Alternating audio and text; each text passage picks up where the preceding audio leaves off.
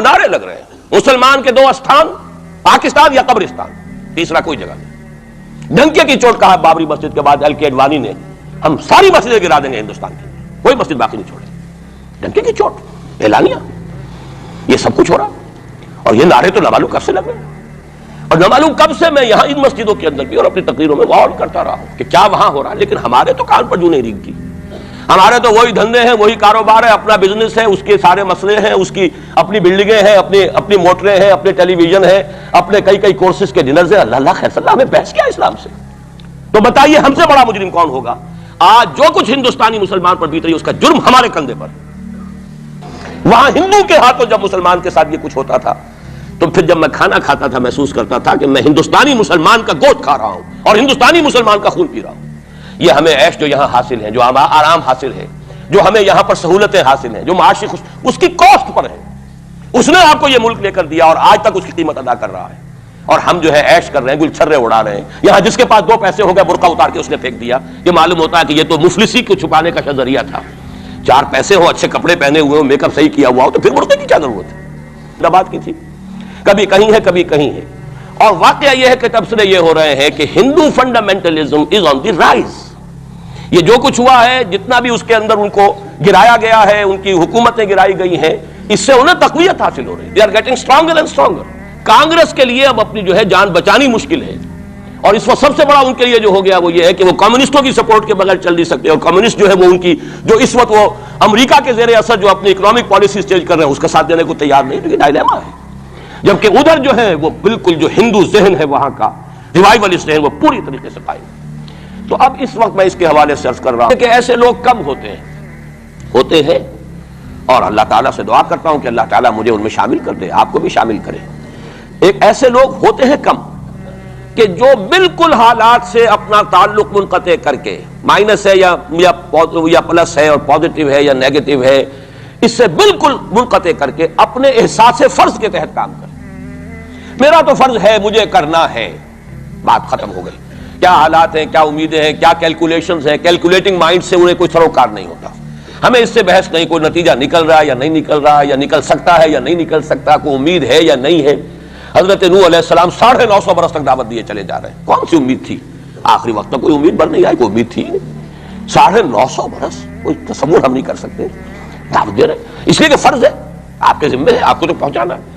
یا ایھا الرسول بلغ ما انزل الیک من ربک فإن لم تفعل فما بلغت رسالہ، اے رسول پہنچاتے رہو جو کچھ کے نازل کیا جا رہا ہے تم پر تمہارے رب کی طرف سے، تمہیں تو کرنا ہے۔ نتیجہ نکلے نہ نکلے، کو مانے نہ مانے، حالات بہتر ہوں یا اور بدتر ہو، اس سے بالکل لا تعلق۔ اس کو حدیثوں کو سامنے رکھیں گے کہ پہلی بات یہ کہ اس دنیا پر پورے عرضی پر دین کا غلبہ ہو کر رہے گا، دین حق اسی طرح نافذ ہوگا جیسے کہ حضور کے ہاتھوں نافذ ہوا ہے جزیرہ نما عرب۔ اور یہ جو گلوبل ڈومینیشن ہے اسلام کی، یہ ایک تو اس سے بھی ثابت ہے کہ 3 مرتبہ قرآن میں فرمایا گیا هو الذی ارسل رسولہ بالہدی ودین الحق لیظہرہ علی الدین کلہ۔ حضور کا مقصد بعثت ایکسکلوسیو شان ہے، یہ صرف آپ کی ہے، کسی اور نبی اور رسول کی نہیں ہے۔ کہ قرآن کہتا ہے غلبہ دین کے لیے بھیجا ہم نے، صرف تبلیغ کے لیے نہیں بھیجا۔ باقی تمام انبیاء صرف تبلیغ کے لیے آئے، تبلیغ، تذکیر، تبشیر، تذکیر، نصیحت، جو بھی کہیں، تعلیم، تزکیہ، لیکن غلبہ دین کا لفظ صرف محمد الرسول اللہ صلی اللہ علیہ وسلم کے بارے میں آیا اور 3 مرتبہ آیا، کسی اور نبی کے لیے 1 مرتبہ بھی نہیں آیا۔ 67 لانگ ایئرس، اتنی فالوئنگ ہے کہ ویسٹ میں تو اتنی موٹی موٹی کتابیں چھپی، شکاگو یونیورسٹی سے اتنی موٹی کتاب تھی، برادرہڈ ان سیفرن، RSS کے اوپر ڈاکومنٹ، 25 لاکھ ان کا اس وقت کارڈر موجود ہے جو کہ ان کا ٹرین ہے والنٹیئر، لیکن وہ جماعت الیکشن میں نہیں آئی۔ کچھ اپنے اثر تحت کچھ اور لوگوں کو لڑو، اور آپ نے نام بھی نہیں سنا ہوگا، اس کے 3 امیر یا گرو جو ہے گزر چکے ہیں، تیسرا ہے اس وقت۔ پہلا ڈاکٹر بالی رام ہیجواڑ، کسی نے نام سنا آج تک؟ کوئی پرسنل پبلسٹی کی کوشش کی، اس نے کام کیا۔ دوسرا مہادیو گولوالکر گرو جی، کسی نے نام بھی نہیں سنا ہوگا۔ اس وقت کون ہے؟ بالا صاحب دیورس۔ یہ 3 ان کی عمارتیں کہہ لیں یا جو بھی کہہ لیں، خلافتیں ہیں جو آئی ہیں، اور ایسا منظم نظام ہے، لیکن کہیں سیاست میں حصہ نہیں۔ ہمارا فنڈامنٹلی سیاست کے میدان میں آ کے زیرو ہو چکا۔ یہ ہے اصل میں جو فرق آپ کو سمجھنا چاہیے۔ یہ 1925، یہ جو دوسری جماعتیں ہیں، VHP ہے، وشوا ہندو پریشد، یہ اس کی ایک ذیلی تنظیم ہے، جیسے جماعت اسلامی کی ذیلی تنظیمیں ہیں اسی طرح کی ذیلی تنظیم ہے۔ RSS خود کبھی نہیں آئی پالیٹکس میں، اور 2 مرتبہ تاریخ میں اس کو بین کیا جا چکا ہے ہندوستان میں، کیونکہ RSS کا آدمی تھا جس نے گاندھی کو اسیسینیٹ کیا تھا 1948 میں. دی پارٹی واز بینڈ. اس کے بعد جب اندرا گاندھی کا دور آیا ہے وہ ایمرجنسی کا، اس میں بھی پارٹیز اس نے بین کی تھی، RSS بھی بین ہوئی ہے، لیکن ہر مرتبہ پہلے سے زیادہ ابھر کر آئی ہے. اور آج یہ سب کے سب VHP والے، BJP والے، یہ سب در حقیقت RSS کے آدمی. اس کا ابھی ہمارے پاس موقع ہے. میں جو کچھ عرض کر رہا ہوں وہ عذاب الہی اب سامنے ہے. اب بھی جسے نظر نہ آ رہا اس سے بڑھ کر اندھا کوئی نہیں ہے. بھارت کے حالات دیکھنے کے باوجود اگر نظر نہیں آ رہا ہے کتنا بڑا انہوں نے قدم اٹھایا ہے. اور مسلمان کیا کر سکتا تھا؟ کوئی ریزنٹمنٹ کی ہزاروں سینکڑوں پولیس والوں نے بھولے، وہاں کوئی اس وقت رائٹس نہیں ہوئے.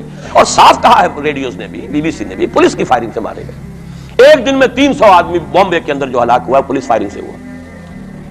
کیسے مقابلہ کر لے؟ فوج کا کیسے کر لے؟ پولیس کا کیسے کر لے؟ انفرادی توبہ جب تک نہ ہوگی تو اجتماعی کیسے ہو جائے گی؟ افراد کے ہاتھوں میں ہے اقوام کی تقدیر. ہر فرد ہے ملت کے مقدر کا ستارہ. ہماری بیماری کیا وہ کر دے. میں بیٹھا رہا ہوں، میں تو اپنے دھندے، اپنی دکان، اپنا کاروبار، اپنی فرم، اپنا پروفیشن، میں تو اس سے نہیں لوں گا اور لوگ کر دیں. بہت کریں گے، کوئی تھوڑے سے چندے دے دیں گے، بس بہت ہے. باقی ہمارے عیش، ہمارے کاروبار، ہمارے پروفیشن، ہم اس سے بہت کیسے نکال لیں؟ کیسے ممکن ہے؟ پھر کسی کے ہاتھ میں ہاتھ کیسے دے دیں؟ کسی کو امیر مان لیں، اس کا حکم مانیں.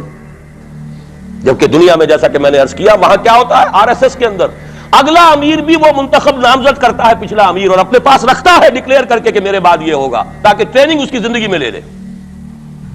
اور نظم چل رہا 25 لاکھ اس وقت ان کے والنٹیئرز ہیں پورے ہندوستان کے اندر. ہمارے ہاں جماعتوں کی سپلٹ ہو رہی ہے، ٹوٹ پھوٹ ہو رہی ہے، اور نئے محاذ ایک اینٹ اور روڑے اور جمع کر کے، لیکن سب کو معلوم ہوتا ہے کہ یہ سب جمع ہوتے ٹوٹنے کے لیے. سورہ روم کی 6 آیتیں شروع میں میں نے سنائی. یہ ذرا 3 آیتیں سن لیجئے 30 سے 32 تک. فَأَقِمْ وَجْهَكَ لِلدِّينِ حَنِيفًا، حالات کچھ بھی ہوں تم اپنے چہرے کو، رخ کو دین حنیف کی طرف یکسو ہو کر قائم رکھو. وہ جو میں نے کہا تھا امید ہو نہ ہو لگے رہو، تمہارا کام ہے فرض ادا کرو. فَأَقِمْ وَجْهَكَ لِلدِّينِ حَنِيفًا فِطْرَةَ اللَّهِ الَّتِي فَطَرَ النَّاسَ عَلَيْهَا لَا تَبْدِيلَ لِخَلْقِ اللَّهِ ذَلِكَ الدِّينُ الْقَيِّمُ وَلَكِنَّ أَكْثَرَ النَّاسِ لَا يَعْلَمُونَ. جمے رہو، ڈٹے رہو، کام کرتے رہو. اللہ کا شکر ادا کرتے ہوئے کہہ رہا ہوں میری اپنی زندگی میں نہ معلوم کتنے الٹ پھیر آئے ہیں، انقلابات آئے ہیں، فلاں کی پارٹی آ گئی، فلاں کی پارٹی آ گئی، فلاں آ رہا ہے. آج تک اس کام کے سوا میں نے کسی کام میں حصہ نہیں لیا. ایوب خان کا دور تھا، پھر اس کے بعد بھٹو صاحب کا دور آیا، پھر اور دور آئے، پھر ضیاء الحق صاحب کا تو مجرم ہوں 2 مہینے شورا میں چلا گیا تھا، دھوکہ کھا گیا تھا. واقعہ یہ ہے کہ اس کے سوا میری اس پوری زندگی کے اندر جو ہے سوائے اس ایک کام کے 2 کام ہیں. قرآن کی طرف بلاؤ اور لوگوں کو جمع کرو، ایک منظم جماعت بناؤ. 2 کام. دعوت قرآن کے ذریعے، تطہیر ذہنوں کی قرآن کے ذریعے، تطہیر فکر کی قرآن کے ذریعے، تصحیح عقائد کی قرآن کے ذریعے، تزکیہ نفس قرآن کے ذریعے. اور پھر جو ان مرحلوں سے گزرے جمع کرو، انہیں مرتب کرو، ایک جماعت بناؤ، قوت بناؤ، سم و طاعت والی جماعت بناؤ. 2 کام کرنے کے انہی میں لگاؤ. تو فاقم وجہک للدین حنیفا، سیدھا رکھو اپنا رخ دین کی طرف. دائیں بائیں حالات کیا ہے، کیا ہونے والا ہے، ٹھیک ہے. حضرت مسیح کے الفاظ ہیں بائبل کے، سانپ کے مانند چوکنے لیکن فاختہ کے مانند بے ضرر بنو. سانپ چوکنا ہوتا بہت لیکن کسی کو ضرر بھی تو پہنچا دیتا ہے، فاختہ ضرر نہیں پہنچاتی. ان 2 ایکسٹریمز کو جمع کرو. اپنے حالات سے واقف ہونا چاہیے، دائیں کیا ہے، بائیں کیا ہے، آگے کیا ہے، پیچھے کیا ہے، رخ کدھر جا رہا ہے، حالات کا بہاؤ کیا ہے، یہ جانو. سانپ کے مانند چوکن نہ رہو لیکن لگے رہو اپنے کام میں، کسی سے دلچسپی نہیں. ابھی حال ہی میں خیر جو اب حکومت کا ہوا تھا وہ جلسہ جو بابری مسجد پر، انہوں نے تو خیر ہمیں نہیں بلایا. آئے تھے میرے پاس فاروق احمد لغاری صاحب، کیا ہماری میٹنگ ہو رہی ہے؟ میں نے کہا نہیں. میں نے اپنی رائے جو دی ہے وہ دی ہے، میں دوں گا، لیکن یہ کہ میں کسی سیاسی عمل میں شریک ہونے کے لیے تیار نہیں. اب وہ سینیٹر سمیع الحق صاحب آئے ہیں میدان میں پھر نیا محاذ لے کر. میں نے کہا میں تو ایک ہی مرتبہ متحدہ شریعت محاذ کا تجربہ کر کے بھر پایا، پوری زندگی کا تجربہ مجھے مل گیا ہے. میرے پاس وقت ضائع کرنے کے لیے ان کاموں کے لیے نہیں. یہ محاذ جو ہے انمل بے جوڑ لوگوں کو جمع کر لینا، اور پھر جو علیحدگیاں ہوتی ہیں اور الزامات ایک دوسرے پر لگتے ہیں، اس سے کہ یہ دھرے کے اوپر پانی ہی نہیں پھرتا. وہ پچھلا بھی جو ہے ہفتے اعمال نہ معلوم کتنی دیر کا ہو جاتا ہے. نہیں آئے وہ جو NBA کا ہوا تھا ایک کنونشن، ایک صاحب آئے تھے، اس کے لیے بھی مغرب کی طرف تو خیر میڈیٹرینین آ جاتا ہے، لیکن ذرا سا اوپر جائیں تو وہ ترکی ہے، روم، پرانا روم۔ اور آپ کو معلوم ہے کہ جب حضور کی بعثت ہوئی ہے تو اس سے پہلے کم و بیش 700-800 برس سے یہ دو عظیم مملکتیں چلی آ رہی تھیں، سلطنت روما اور سلطنت ایران۔ ان دونوں کا مقابلہ رہتا تھا۔ یوں سمجھئے کہ تاریخ جھولا جھولتی تھی، کبھی ایرانی آگے بڑھتے تھے یہ مکے شہر میں، اور شمال میں یہ جو کشمکش تھی، تاریخ جھولا جھول رہی تھی۔ اس میں ایسا ہوا ہے کہ سن 614 میں ایک بڑی ہی زبردست شکست دی ہے رومیوں نے ایرانیوں کو۔ یہ تاریخ کی بدترین شکستوں میں سے ہے جو رومیوں کے ہاتھوں، جو رومیوں کی ہوئی ہے ایرانیوں کے ہاتھوں۔ اب ایرانی چونکہ تھے آتش پرست مشرک تھے، اور یہ تھے حضرت عیسیٰ کے نام لیوا، ان کی کچھ نہ کچھ مناسبت مسلمانوں سے جڑتی تھی، اس لیے کہ حضور صلی اللہ علیہ وسلم حضرت عیسیٰ علیہ السلام کے ماننے والے، انہیں اللہ کا پیغمبر ماننے والے، تو یہ جو ایک ایسوسییشن تھی اس کی وجہ سے بغلیں بجائیں مشرکین مکہ نے کہ دیکھو ہمارے جو ساتھی ہیں ایرانی آتش پرست وہ جیت گئے، اور تمہارے جو کیمپ، ایک ہی کیمپ سمجھ لیجئے، تمہارا بہرحال ان سے کچھ نہ کچھ تعلق ہے، تو حضرت مسیح کے ماننے والے اور تورات کے ماننے والے وہ شکست کھا گئے۔ اور شکست بھی ایسی تھی کہ یروشلم سے یہ نکلے ہیں، بھاگے ہیں رومی۔ ہرقل اس وقت وہ ایمپرر تھا، ہیرکلیس، اور ایلیا جو ان کا کہلاتا ہے یروشلم میں وہ ہیکل، اس سے جو ان کی بڑی صلیب تھی وہ بھی وہاں سے لے گئے وہ، اور گویا کہ ان کے لیے تو سمجھیے کہ یہ مذہبی اعتبار سے ایک موت تھی کہ ان کی مذہبی علامت، ان کے لیے شاعر جو ہے ان کے مذہبی، ان میں سب سے مقدس شے جو تھی وہ بھی ایرانی وہاں سے لے گئے۔ اور بہت ہی زبردست شکست ہوئی ہے اس وقت رومیوں کو، ہیرکلیس کو۔ اس پر جو بغلیں بجی، مشرکین مکہ نے جو اس پر خوشیاں منائی، مسلمانوں کو ایک طرح سے یوں سمجھیے کہ انہیں ستانے کے لیے، چڑھانے کے لیے، دیکھو وہ جیت گئے، اسی طرح تمہارا بھی قلع کما ہو جائے گا، تمہاری بھی کوئی بنیاد، لستم علی شیء، تمہاری بھی کوئی حقیقت نہیں ہے، جیسے رومی جو ہے وہ شکست کھا گئے، تم بھی ختم ہو جاؤ۔ اس وقت یہ آیات نازل ہوئی ہیں، اور یہ آیات اب پیشن گوئی کی صورت میں نازل ہوئی ہیں مسلمانوں کی دلجوئی کے لیے۔ ان کا جو مورال اس وقت گر رہا تھا مکے کے مسلمانوں کا، ابھی ہجرت نہیں ہوئی ہے، ابھی تو یہ مکے ہی میں معاملہ چل رہا ہے۔ 610 میں حضور پر وحی کا آغاز ہوا ہے، گویا کہ یہ 5واں برس ہے نبوت کا، ابھی ہجرت سے 7 سال پہلے کی بات ہو رہی ہے یہ جو مکے کے اندر جو صورتحال ہے۔ تو وہاں انہیں خبر دی گئی، الف لام میم غلبت الروم فی ادنی الارض، قریب کی سرزمین میں، اب یہ جزیرہ نما سے قریب ہے یہ پورا علاقہ شام کا، عراق کا، رومی مغلوب ہو گئے، رومیوں کو شکست ہو گئی۔ وَهُمْ مِنْ بَعْدِ غَلَبِهِمْ سَيَغْلِبُونَ، اور وہ اپنی اس مغلوبیت کے بعد پھر غالب آ جائیں گے۔ یہ پیشن گوئی ہے کہ یہ صورتحال مستقل نہیں ہے، یہ عارضی سی بات ہے، اس پر بغلیں نہ بجاؤ، اس پہ خوشیاں نہ مناؤ، اور اے مسلمانوں تم دل گرفتار نہ ہو، رنجیدہ نہ ہو، بلکہ یہ عارضی بات ہے۔ غلبت الروم فی ادنی الارض وہم من بعد غلبہم سیغلبون فی بضع سنین، تعین کے ساتھ یہاں پر معین کر دیا ہے اللہ نے کہ بضع سنین میں، چند سالوں میں، لیکن بضع کے لفظ کا اطلاق ہوتا ہے عربی زبان میں 3 سے لے کر 9 تک پر، 10 سے کم 3 سے زائد، یہ بضع ہے۔ فی بضع سنین، ان سالوں کے اندر یہ پلٹا کھا جائیں گے حالات، ٹیبل ول بی ٹرنڈ، اور پھر جو ہے رومیوں کو فتح حاصل ہو جائے گی۔ یہ پیشن گوئی ہے۔ میں اب یہاں اس حوالے سے ذرا 2 باتیں کہہ دوں پھر آگے چلوں گا۔ میں نے خاص طور پر آج اس مقام کو اس لیے بھی چنا ہے کہ میں یہ محسوس کرتا ہوں کہ ہمارے ہاں جو حضور صلی اللہ علیہ وسلم کی احادیث میں پیشن گوئیاں ہیں، ہمارے ہاں کا جدید تعلیم یافتہ طبقہ ان کی طرف کوئی توجہ نہیں دیتا، بلکہ سمجھتا ہے کہ ادھر اس بے اعتنائی کا رویہ اختیار کرتا ہے کہ کوئی کیا باتیں ہیں، یہ آدمی کو کام کرنا چاہیے، یہ کیا پیشن گوئیوں کے بارے میں کیا دلچسپیاں لینا ہے۔ تو پہلے تو وہ یہ نوٹ کر لیں کہ پیشن گوئی صرف حدیث میں نہیں ہے، قرآن میں بھی ہے، قرآن میں یہ پیشن گوئی آئی ہے۔ فرق تو ہوگا حدیث کی پیشن گوئی اور قرآن کی پیشن گوئی کا۔ کیا فرق ہوگا؟ نمبر 1 یہ کہ قرآن کا تو ہر حرف جو ہے وہ یقینی ہے، حدیث کے بارے میں یہ ہو سکتا ہے روایت بالمعنی ہو، روایت کرنے میں کوئی لفظ تھوڑا بہت بدل گیا ہو، پھر حدیث کی سند کیا ہے، وہ صحیح بخاری کی ہے، صحیح مسلم کی ہے، اس کا استناد کا پایا کیا ہے، درجہ کیا ہے، جبکہ قرآن مجید کا ہر حرف جو ہے وہ مستند ہے، بلا لا ریب فیہ کا مصداق ہے. یہ فرق تو ہوں گے. اور دوسرا فرق بہت اہم یہاں ہے کہ یہاں سالوں کا تعین کر دیا گیا ہے، یعنی زیادہ سے زیادہ 9 برس کے اندر اندر یہ صورتحال بدل جائے گی. حدیث میں جو پیشین گوئیاں آئی ہیں ان میں کوئی تعین وقت کا نہیں، بلکہ سورہ انبیاء کے آخر میں 2 آیتوں میں حضور سے یہ کہا گیا کہ آپ کہہ دیجئے ان ادری اقریب ام بعید ما توعدون، اے نبی ان سے کہہ دیجئے کہ مجھے یہ معلوم نہیں ہے کہ جس چیز کی تمہیں خبر دی جا رہی ہے، جس چیز کا وعدہ تم سے کیا جا رہا ہے وہ قریب ہے یا دور ہے. ٹائم ٹیبل میں نہیں جانتا، لیکن جو میں کہہ رہا ہوں وہ ہو کر رہے گا.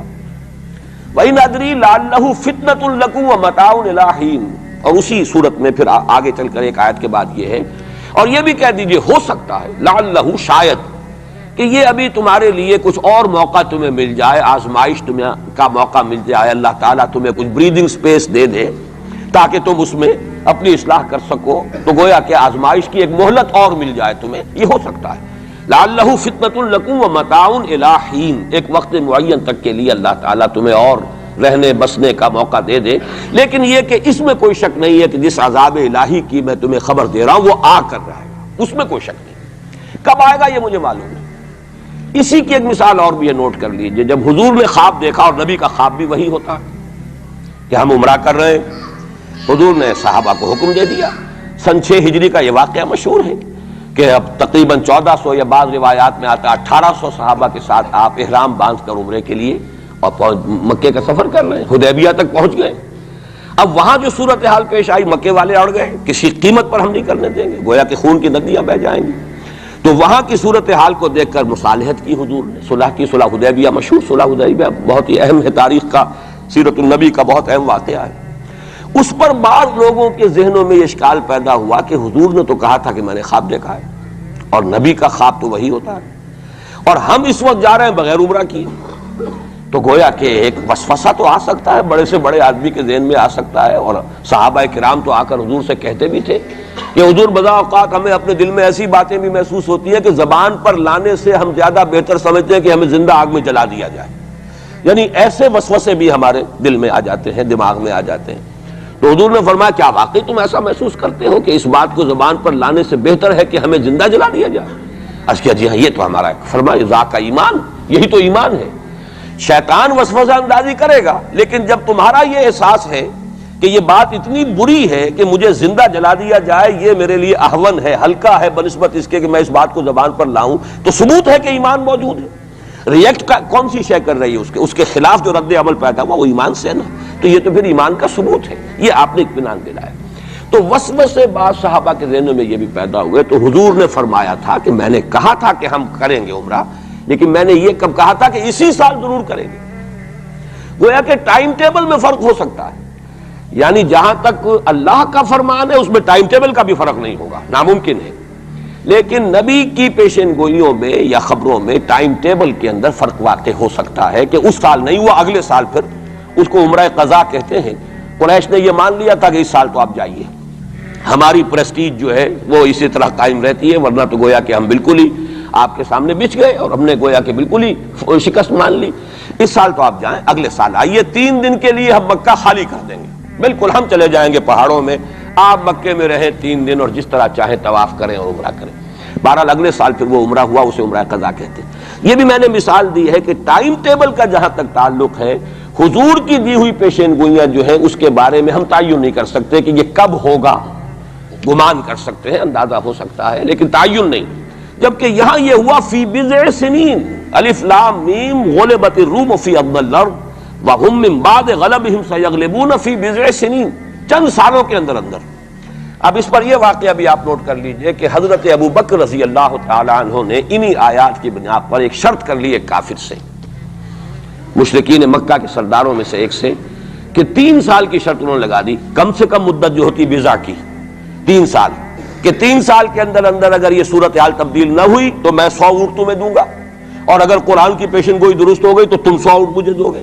اور اس وقت تک اس طرح کی شرط لگانا ابھی حرام نہیں ہوا تھا، چونکہ شریعت کے احکام تفصیلی تو آئے نہیں تھے، ابھی تو نہ شراب حرام تھی نہ جوا حرام تھا.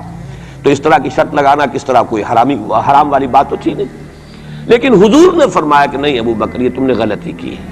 جب بضع کا اطلاق 3 سے 9 تک پر ہوتا ہے تو تم 9 سال کی کرو، تم اونٹوں کی مقدار بڑھا دو، لیکن کہو کہ یہ 9 سال کی مدت جو ہے اس کے اندر اندر یہ معاملہ ہوگا، اس لیے کہ بضع قرآن مجید کا لفظ جو ہے وہ عربی زبان میں کم سے کم اقل مدت 3 برس ہے، لیکن یہ کہ اس کی اکثر مدت 9 برس ہے۔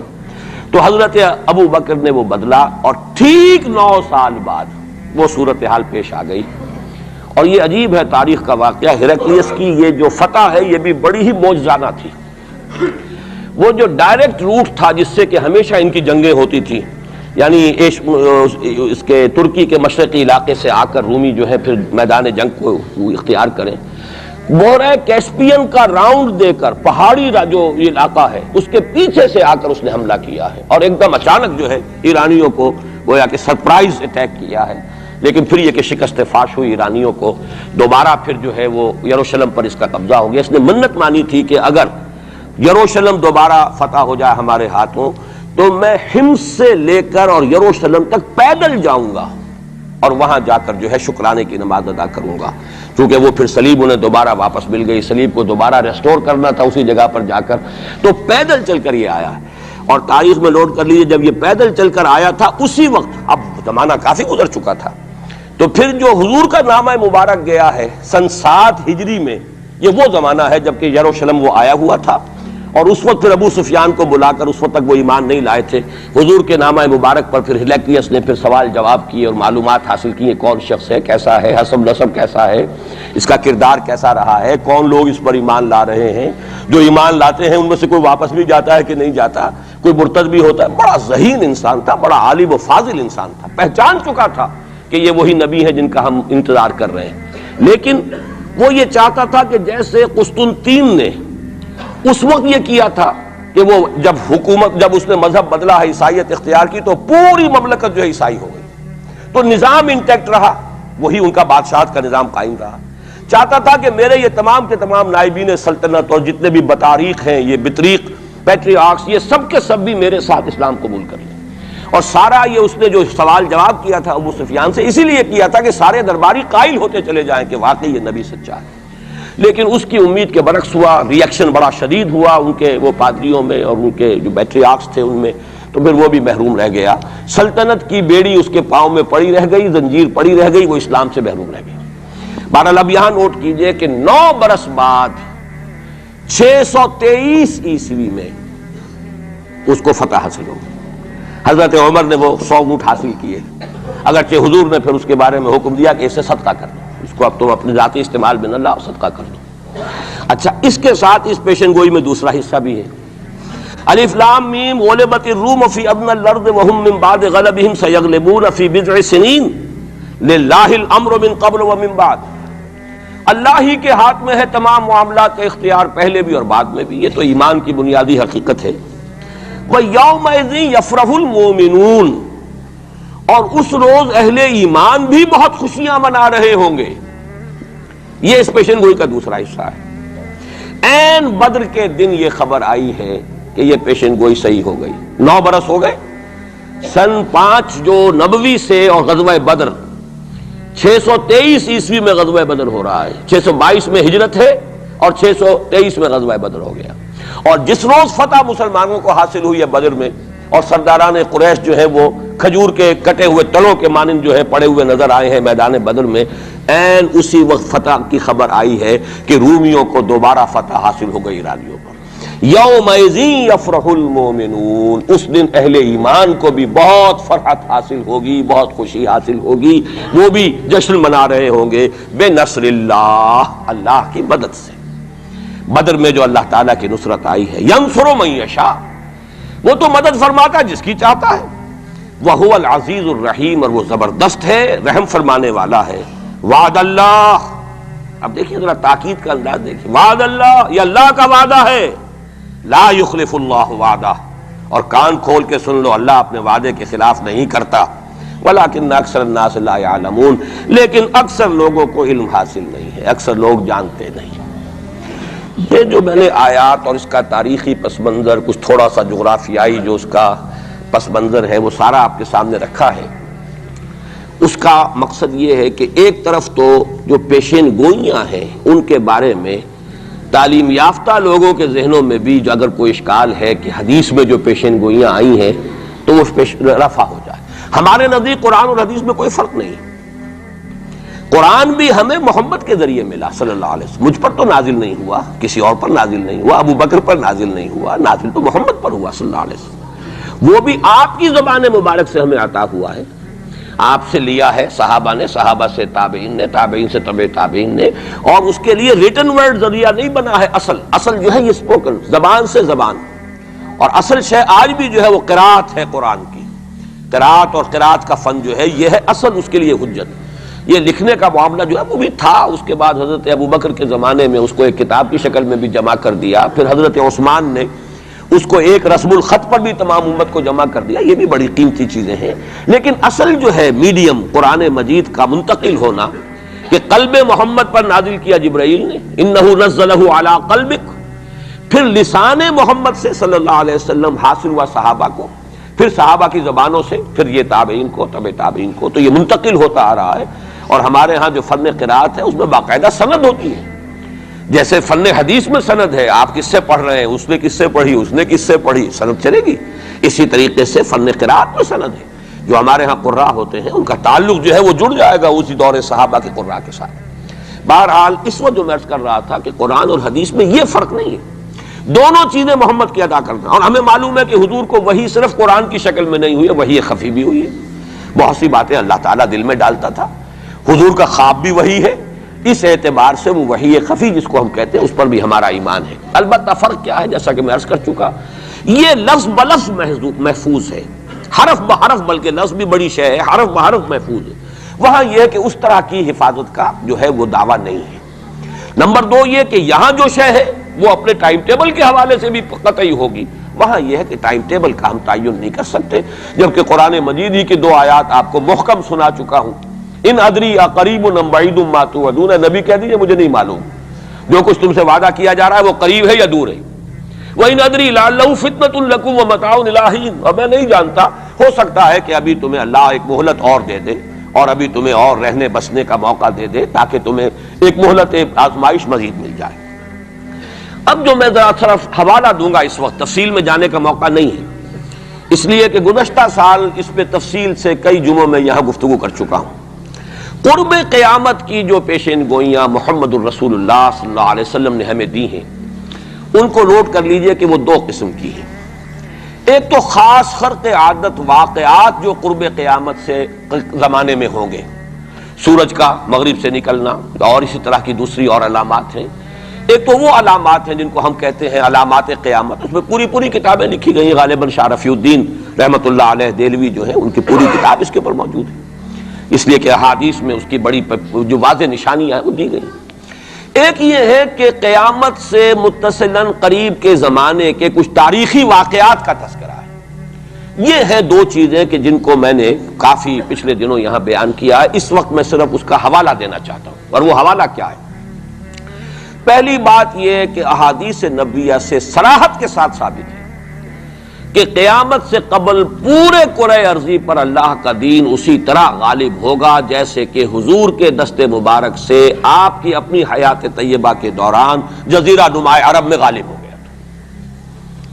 یہ قطعی بات ہے. حضور نے 5 ادوار گنائے، یہ حدیثیں ہم نے اس کے ٹیکسٹ بھی عام کیے ہیں، ندائے خلافت میں ان کے ٹائٹلز پر شائع کیا ہے تاکہ یاد کریں آپ حضرات ان حدیثوں کو. اس لیے کہ جو حالات اس وقت ہیں اور جو سامنے آنے والے بہت مایوس کن حالات ہیں، اور مایوس کن حالات میں پھر اگر امید کی کوئی ڈور جو ہے وہ ہاتھ میں رہے تو آدمی کو سنبھالا ملتا رہتا ہے. کہیں نہ کہیں کچھ امید بھی جو ہے کہ دامان خیال یار چھوٹا جائے ہے مجھ سے، وہ امید کا دامن جو ہے ہاتھ سے بالکل ہی نہ چھوٹ جائے تو کوئی نہ کوئی نا امیدی سنبھلنے دے مجھے ہے. نا امیدی کیا قیامت ہے، بڑا پیارا مصرع ہے. سنبھلنے دے مجھے ہے نا امیدی کیا قیامت ہے کہ دامان خیال یار چھوٹا جائے ہے مجھ سے. تو نا امیدی بہت بری شے ہے. لا تقنطوا من رحمۃ اللہ. اس اعتبار سے جو حالات امیڈیٹلی اس وقت سامنے ہیں اور جو آ رہے ہیں وہ نہایت مایوس کن، نہایت تکلیف دہ. ان میں ضرورت ہے کہ یہ جو ہمارے لیے کچھ امید افزا خبریں اور پیشین گوئیاں ہیں ان کو بڑے پیمانے پر عام کیا جائے تاکہ لوگ جو ہیں اس کے حوالے سے اپنے حوصلوں کو، اپنے امنگوں کو، ولولوں کو کچھ برقرار رکھ سکیں اور ان میں کچھ کام کرنے کا جذبہ.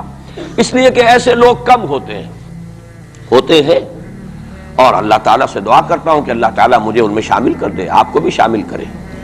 ایک ایسے لوگ ہوتے ہیں کم کہ جو بالکل حالات سے اپنا تعلق منقطع کر کے، مائنس ہے یا پلس ہے اور پازیٹیو ہے یا نیگیٹو ہے، اس سے بالکل منقطع کر کے اپنے احساس فرض کے تحت کام کرے۔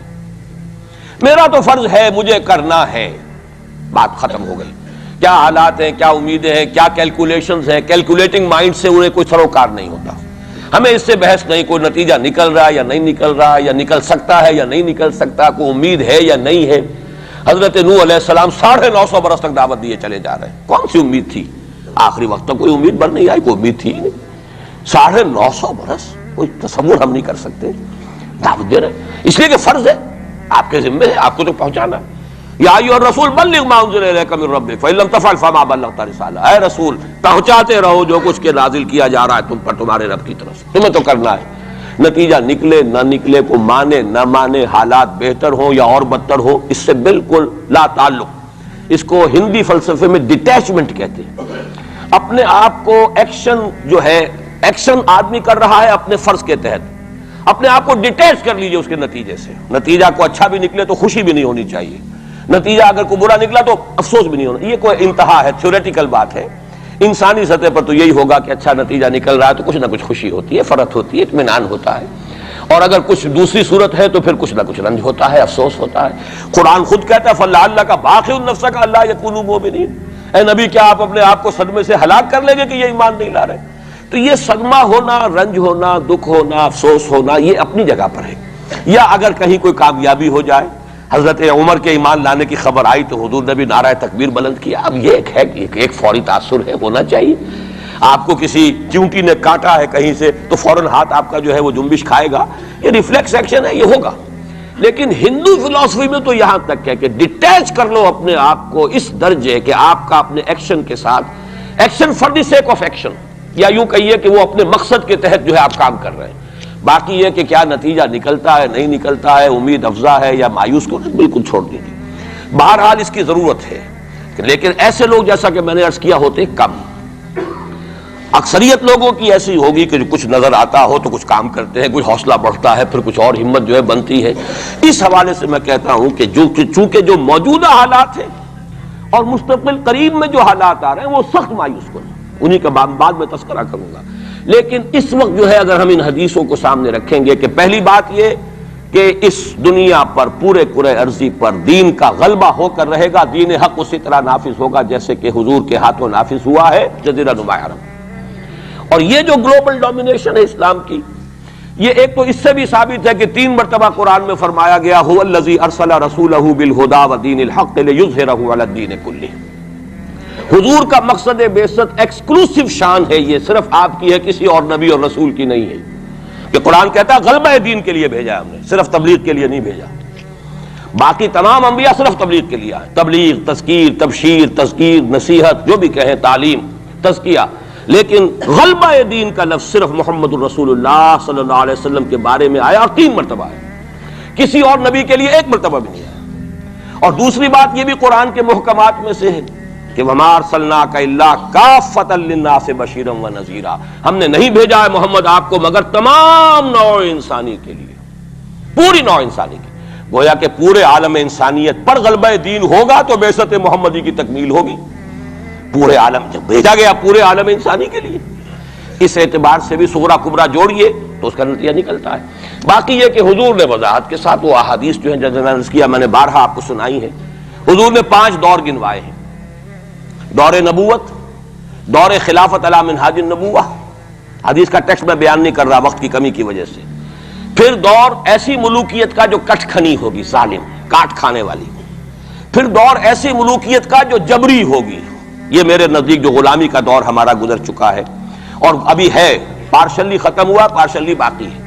براہ راست جو ہے ویسٹرن امپیریلسٹ پاورز جو ہیں وہ یہاں سے چلی گئی ہیں، ان کی فوجیں اب موجود نہیں ہیں ہمارے ہاں، لیکن یہ کہ ان کی تہذیب، ان کا تمدن، ان کا فکر، ان کے نظریات، ان کے فلسفے، ان کی سوچ، ان کا طرز بود و باش، انہی کا لباس، انہی کی صفت، یہ سب کچھ موجود ہے۔ اور ٹیکنالوجی میں، علم میں اور معاشیات میں ہم بالکل بھکاریوں کی طرح ان کے سامنے ہاتھ پھیلانے پر مجبور ہیں۔ تو وہ ختم نہیں ہوا چوتھا دور۔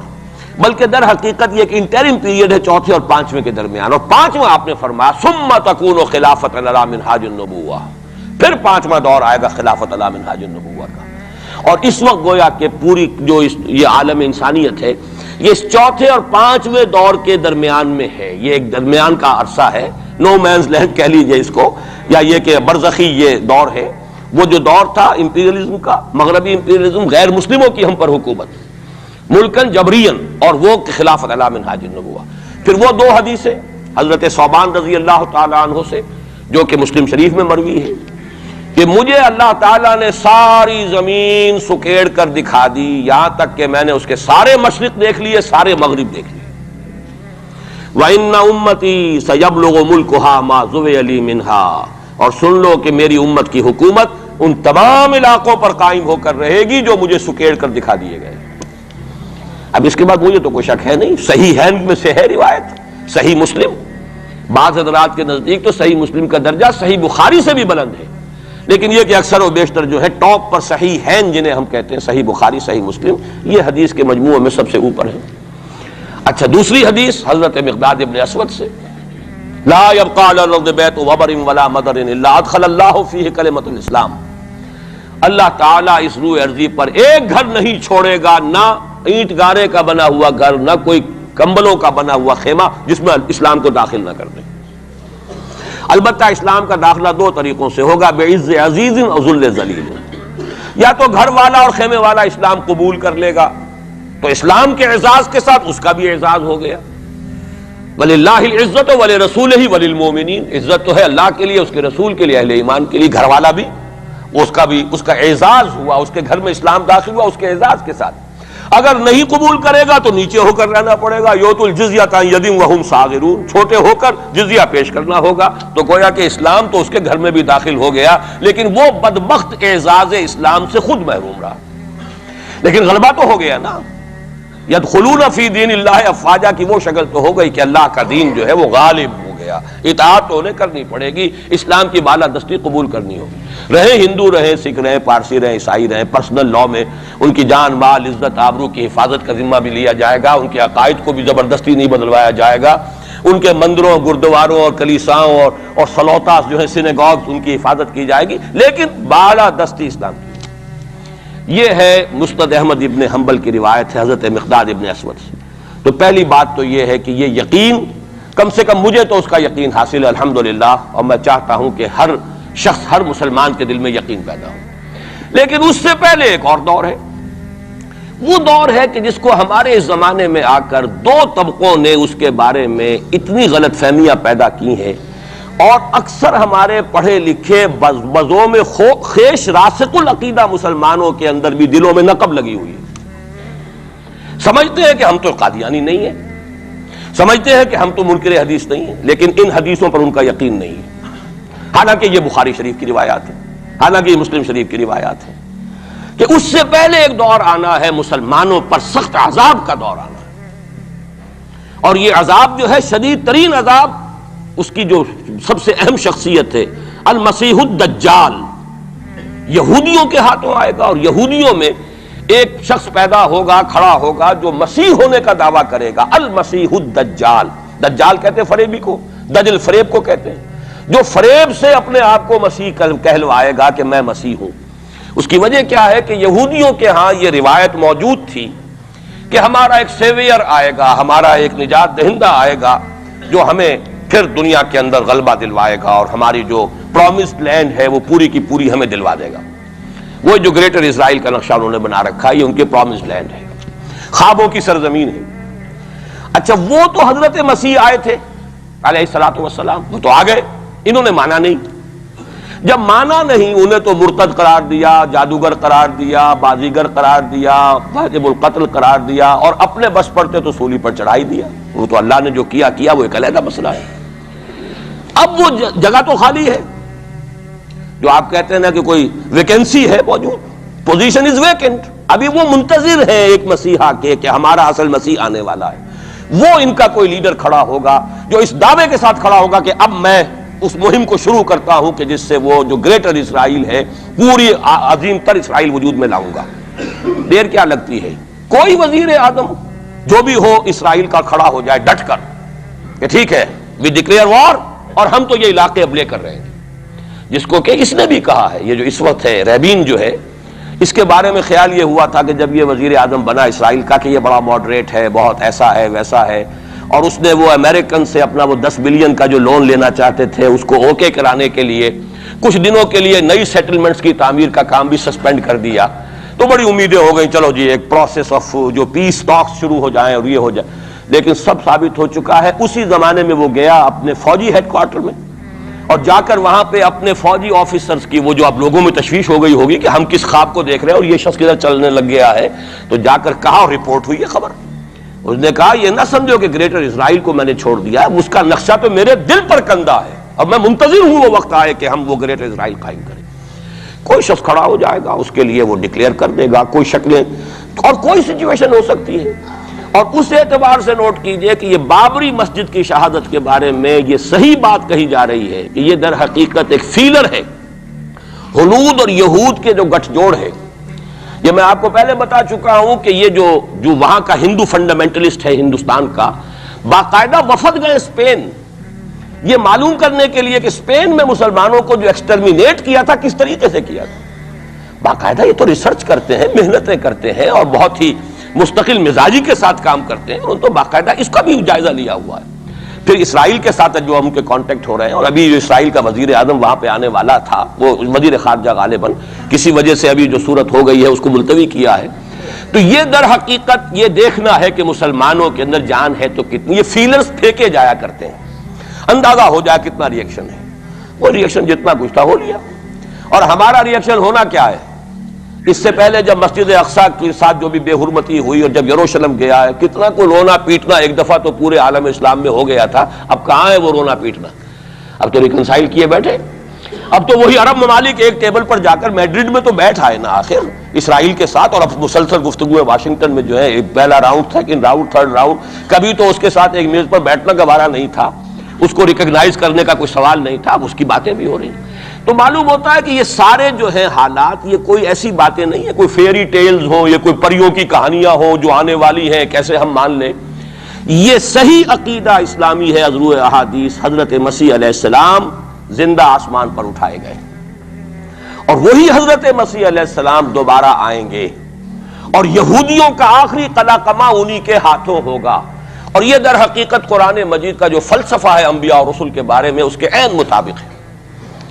جس قوم کی طرف کوئی رسول بھیج دیا جاتا تھا وہ قوم جب رد کر دیتی تھی رسول کی دعوت کو، اتمام حجت کر دیا رسول نے، 950 برس تک دعوت دی، قوم نے رد کر دیا، یا حضرت ہود نے کتنے عرصے دعوت دی اس کی وضاحت نہیں ہے، طویل عرصے تک دی، قوم نے رد کر دیا، حضرت صالح نے کتنے عرصے دعوت دی، قوم نے رد کر دیا، پھر کیا ہوتا تھا؟ اس قوم کو ہلاک کر دیا جاتا تھا، ختم کر دیا جاتا تھا، پھر اس کا نام و نشان نہیں چھوڑا جاتا تھا۔ فَقُطِعَ دَابِرُ الْقَوْمِ الَّذِينَ ظَلَمُوا، جڑ کاٹ دی جاتی تھی اس ظالم قوم کی۔ لا یرا الا مساکنہم، اب ان کے صرف مسکن نظر آتے تھے، وہ رہنے والے نظر نہیں آتے تھے۔ چلے جائیے قرطبہ میں دیکھ لیجئے اور غرناطہ میں جا کر محل دیکھ لیجئے الحمرا، لیکن جو لوگ یہاں کبھی آباد تھے ان کا نام و نشان بھی نہیں ہے۔ یہ تو اب جو آثار قدیمہ ہیں سیریں کر لیجئے جا کر، مسجد قرطبہ بھی ہے سیر کر لیجئے، وہ تو اقبال کو تو خیر کوئی اجازت بھی مل گئی تھی نماز پڑھنے کی خاص کوئی، ورنہ وہاں پر تو اس کا بھی امکان نہیں ہے، اس کے ہارٹ میں جو ہے وہ چیپل موجود ہے، چرچ موجود ہے۔ بہرحال یہ سارے جو معاملات ہیں جان لیجئے اچھی طریقے سے کہ یہ واقعات جن کی خبریں دی گئی ہیں یہ بالکل اس کے مطابق حالات کا جو ہے نقشہ بیٹھتا چلا جا رہا ہے۔ کوئی یہودی لیڈر کھڑا ہوگا اور وہ مسیح کا دعویٰ کرے گا، میں ہوں مسیح، چاہے وہ خود بھی جانتا ہو کہ میں جھوٹ بول رہا ہوں اور جانتا ہوگا کہ جھوٹ بول رہا ہوں، لیکن یہ کہ تمام یہودیوں کو جمع کرنے کے لیے لازم ہوگا کہ وہ دعویٰ کرے، اس لیے کہ اب بھی موجود ہے جو لوگ جانتے ہیں یہودیوں کو، یہودی اب بھی سپلٹ ہیں، ان میں جو زیادہ مذہبی طبقہ ہے وہ زائنسٹ نہیں ہے بلکہ وہ ان سے اختلاف کرتا ہے۔ زائنزم کی اپنی ایک تحریک تھی، وہ یوں سمجھیے کہ ایک ریشسٹ نیشنلسٹ موومنٹ ہے، وہ ایک نسلی قومیت کے اوپر چلنے والی جو ہے وہ ایک قوم پرستانہ جو ہے تحریک ہے۔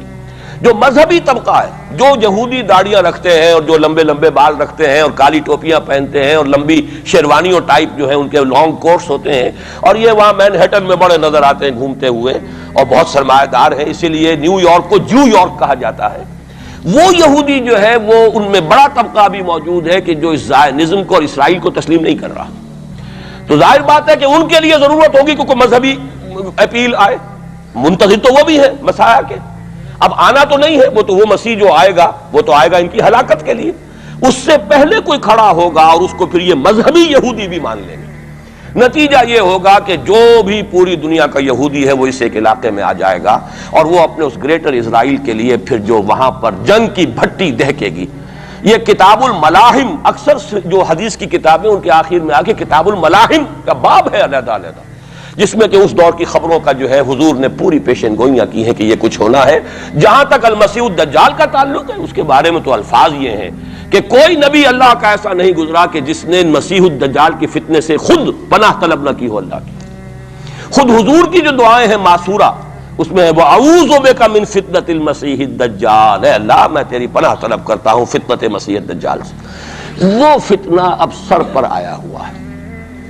یہ چند سالوں کی بات ہے اور اکثر و بیشتر کچھ اور حوالوں سے بھی, وہ نوسٹروڈیمس کے حوالے سے ہو یا کسی اور کے حوالے سے ہو, پیشن گوئیاں وغیرہ. دنیا میں اس وقت پوری اس فضا کے اندر جو مذہبی فضا ہے یورپ کی, وہ بھی بہت پریگننٹ ہے اس حوالے سے کہ یہ پیشن گوئیاں اور اس طرح کی خبریں اور اس طرح کی آمد. چنانچہ میں کئی مرتبہ کر چکا ہوں کہ آپ کو امریکہ میں بمپرز کے اوپر سٹیکرز ملتے ہیں, مسیح is coming, Jesus is coming. یہ عیسائیوں کا ہے, وہ بھی منتظر ہیں حضرت مسیح کی آمد کے. ہم بھی منتظر ہیں حضرت مسیح کی آمد کے. وہی مانا کہ حضرت مسیح نازل ہوں گے, حضور نے خبر دی ہے, اور آ کر مسلمان کے پیچھے نماز پڑھیں گے. وہ ایک امتی کی حیثیت سے آئیں گے, اب نبی کی حیثیت سے نہیں آئیں گے, بلکہ اپنی امت جو ہے یہود جنہوں نے کہ ان کو انکار کر دیا تھا قبول کرنے سے, ان کو سزا دینے آئیں گے. انہی کی ہلاکت اور بربادی کے لیے آئیں گے, جیسے کہ حضرت نوح کی نگاہوں کے سامنے ان کی قوم ہی نہیں ان کا بیٹا بھی غرق کیا گیا نگاہوں کے سامنے. جس طرح کہ حضرت ہود کی نگاہوں کے سامنے ان کی قوم جو ہے وہ برباد کی گئی. اسی طریقے سے اللہ کا یہ قانون رہا ہے کہ جس قوم کی طرف رسول بھیج دیا, اس قوم نے اگر رد کر دیا دعوت کو, اس قوم کو اسی رسول کے سامنے ہلاک کیا گیا, تاکہ نظر آ جائے کہ یہ تمہارے جو مجرم ہیں یہ کیفر کردار کو پہنچ گئے. یہ ہے معاملہ کہ جو یہودیوں کے ساتھ بعد میں پیش آنا ہے. اس کے بعد تو پھر وہ اسلام کے غلبے کا دور آ جائے گا, لیکن اس سے پہلے مسلمانوں پر شدید ترین عذاب کا دور آ رہا ہے. اور یہ خبریں جو ہیں یہ بھی احادیث میں. اسی لیے میں نے کہا تھا کہ موجودہ حالات اور امیڈیٹ فیوچر بہت ڈارک ہے, بہت گلومی ہے مسلمانوں کے لیے. البتہ مسلمانوں میں اور مسلمانوں میں ایک فرق ہے, یہ اس کو نوٹ. یہ میں ساری باتیں جو کہہ رہا ہوں محکمات قرآنی کی بنیاد پر کہہ رہا ہوں. میرا تو بہرحال جو بھی اب زندگی گزری ہے قرآن مجید کے پڑھنے پڑھانے میں گزری ہے, اسی پر سوچ بچار ہے. گفتگو میری ہے تو قرآن کے حوالے سے الحمدللہ, دعوت ہے تو قرآن کی ہے. تو میں جو کچھ کہہ رہا ہوں, لیکن اب ہر چیز کے لیے تفاصیل سے اور تفصیل کے ساتھ دلائل بیان کرنے کا یہ وقت نہیں ہے. مختلف مواقع پر میں اس کے لیے دلائل دیتا رہا ہوں. لیکن نوٹ کر لیجئے, میں نے اسی مسجد میں ایک دفعہ ہیومن جیوگرافی کا لفظ استعمال کیا تھا کہ یہ جو تاریخ انسانی ایک جغرافیہ بھی ہے. تقریباً 600 کروڑ دنیا میں اس وقت حضرت آدم کی نسل آباد ہے. ان میں سے 1/5 1 ارب سے زائد ہے, 120 کروڑ کے لگ بھگ ہیں مسلمان. ان سے دگنے ہیں عیسائی حضرت مسیح علیہ السلام کے نام لیوا. باقی جو ہے وہ پھر بقیہ ہیں, ہندو ہیں, بدھ ہیں, یہ ہیں وہ ہیں. لیکن یہ سمجھ لیجئے کہ یہ ہے ہمارا اس وقت ہیومن جیوگرافی کا ایک معاملہ. یہ جو 120 کروڑ کے قریب مسلمان ہے, کلمہ گو ہے, محمد کا امتی ہے صلی اللہ علیہ وسلم. اب اس کے 2 حصے کر لیجئے. 20 کروڑ کے لگ بھگ ہے عرب. اور عرب سے مراد ہے جن کی اس وقت مادری زبان عربی ہے, جو عربی بولتے ہیں, عربی سمجھتے ہیں, عربی ان کی زبان. نسلاً سب کے سب عرب نہیں ہیں. ان میں بربر بھی ہے, شمالی افریقہ کے بربر ہیں نسلی طور پر, لیکن یہ کہ جب مسلمان وہاں غالب آ گئے ان کی زبان ہی ختم ہو گئی, تہذیب بھی ختم ہو گئی, وہ بالکل پورے عربائزڈ ہو گئے. یہاں تک کہ سوڈانی پورے عربائزڈ ہیں, ان کی عربی زبان ہے, عربی بولتے ہیں. تو یہ سب کے سب جو اس وقت میں عرب جو کہہ رہا ہوں وہ در حقیقت عرب جو کہ عربی بولنے والے عرب ہیں. اور دوسرے جو ہے نان عرب وہ تقریباً 100 کروڑ ہیں. اور اس میں بھی نوٹ کر لیجئے ان میں سے لگ بھگ 40 کروڑ سب کانٹیننٹ میں آباد ہے. سب کانٹیننٹ پاکستان, بھارت اور بنگلہ دیش. 40 کروڑ کتنی بڑی تعداد ہے امت مسلمہ کا. 1/3 اگر ٹوٹل 120 کروڑ ہے تو ٹوٹل کا 1/3 جو ہے وہ ان 3 ملکوں کے اندر ہے جو کبھی ایک ہندوستان ہوتا تھا. اسی لیے میں اس کے لیے لفظ استعمال کرتا ہوں بر عظیم پاک و ہند. اس میں 40 کروڑ کے قریب مسلمان. بہرحال اس میں جو تقسیم ہے ازرو قرآن وہ 2 کی ہے. امیین اور آخرین، یہ قرآن کی اصطلاحات ہیں سورہ جمعہ میں. هو الذی بعث فی الامیین رسولا منہم، ایک امیین ہیں جن میں سے خود حضور تھے عرب، آپ کی زبان عربی اور انہی کی زبان میں قرآن نازل ہوا. نو انسان را پیام آخری حامل رحمت للعالمین. وَكَذَلِكَ أَنزَلْنَاهُ قُرْآنًا عَرَبِيًّا لَعَلَّكُمْ تَعْقِلُونَ. لَعَلَّكُمْ تَعْقِلُونَ میں تو مخاطب نہیں ہوں، میری زبان تو عربی نہیں ہے. لَعَلَّكُمْ تَعْقِلُونَ میں کون مخاطب ہے؟ وہ جن کی زبان عربی ہے. ان لوگوں کو اللہ نے رتبہ زیادہ دیا، فضیلت دی. اس سے بڑی فضیلت کیا ہوگی؟ حضور انہی میں سے ہیں صلی اللہ علیہ وسلم. منہم هو الذی بعث فی الامیین رسولا منہم، انہی میں سے. پھر یہ کہ ان کی زبان میں اللہ نے اپنا کلام نازل کیا. فضیلت بھی بڑی ہوئی، لیکن فضیلت جہاں بڑی ہوتی ہے ذمہ داری بھی زیادہ بڑی ہوتی ہے، اور زیادہ بڑی ذمہ داری والا آدمی کوتاہی کرتا تو سزا بھی زیادہ بڑی ہوتی ہے. تینوں چیزیں جو ہے لازم و ملزوم ہیں. جن کے درجے ہیں سوا، ان کی سوا مشکل ہے. درجہ سوا ہے، بلند ہے، ذمہ داری بھی زیادہ ہے، کوتاہی ہوگی تو سزا کی بھی زیادہ مستحق ہوگا.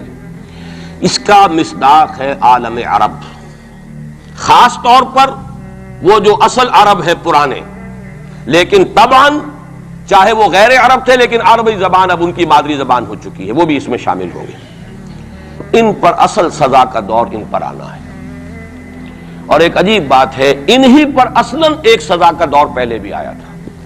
یہ سیکنڈ ٹائم ہے. جیسے کہ بنی اسرائیل کے بارے میں آیا ہے وَقَضَيْنَا إِلَىٰ بَنِي إِسْرَائِيلَ فِي الْكِتَابِ لَتُفْسِدُنَّ فِي الْأَرْضِ مَرَّتَيْنِ وَلَتَعْلُنَّ عُلُوًّا كَبِيرًا. بنی اسرائیل کے لیے بھی ہم نے طے کر دیا تھا کہ 2 مرتبہ تم سرکشی کرو گے اور ہمارے عذاب کے کوڑے تمہاری پیٹھ پر برسیں گے. یہی معاملہ بنی اسماعیل کا ہے. پہلا دور ان پر آیا تھا کب؟ آج سے 750 برس قبل. کروڑوں قتل کروائے تاتاریوں کے ہاتھوں. ان کی حکومت ختم. آخری خلیفہ بنی عباس اس کو نکال کر محل سے اور جانور کی ایک کھال کے اندر لپیٹ کر اور تاتاریوں نے اپنے گھوڑوں کے سوموں تلے کچل دی. خاتمہ. اور پھر انہی تاتاریوں کو اسلام کی توفیق دے دی، اسلام کا جھنڈا ان کے ہاتھ میں تھما دیا ہے. آیا فتنہ تاتار کے افسانے سے پاسماں مل گئے کعبے کو صنم خانے سے. اس کے بعد کچھ عرصے رہا معاملہ ہسپانیہ میں عربوں کا. آج سے 500 برس قبل وہ بھی ختم ہو گیا. تو عربوں پر ایک دور تو وہ آ چکا، لیکن وہ دور ایکسٹرمینیشن کا نہیں تھا. وہ دور کاہے کا تھا؟ معزول کر دیے گئے. امت کی جو قیادت تھی وہ غیر عرب کو منتقل ہو گئی. ترک کون تھے؟ غیر عرب. ترکوں ہی کے اندر سے یہ 4 جو ہے یہ سٹاکس نکلے ہیں. ایک سٹاک ایک ہے، 4 اس میں سے آپ کہہ لیجئے کہ مختلف اس کی شاخیں ہیں. ترکان تیموری ہندوستان میں آ گئے، ترکان صفوی ایران میں آ گئے، ترکان سلجوقی مڈل ایسٹ میں رہے بہت عرصے تک، اور پھر ترکان عثمانی کا تو کہنا ہی کیا ہے. وہ تو گویا کہ جو وہ رومن امپائر تھی اس کا جانشین جو بنا ہے وہ در حقیقت اس کے بعد وہ تو آل عثمان کی حکومت ہے. ترکان عثمانی، یہ عثمان حضرت عثمان نہیں ہے رضی اللہ تعالیٰ عنہ، یہ ایک تاتاری سردار ہے عثمان جن کی اولاد ہے جس کو آپ آٹومان ٹرکس کہتے ہیں.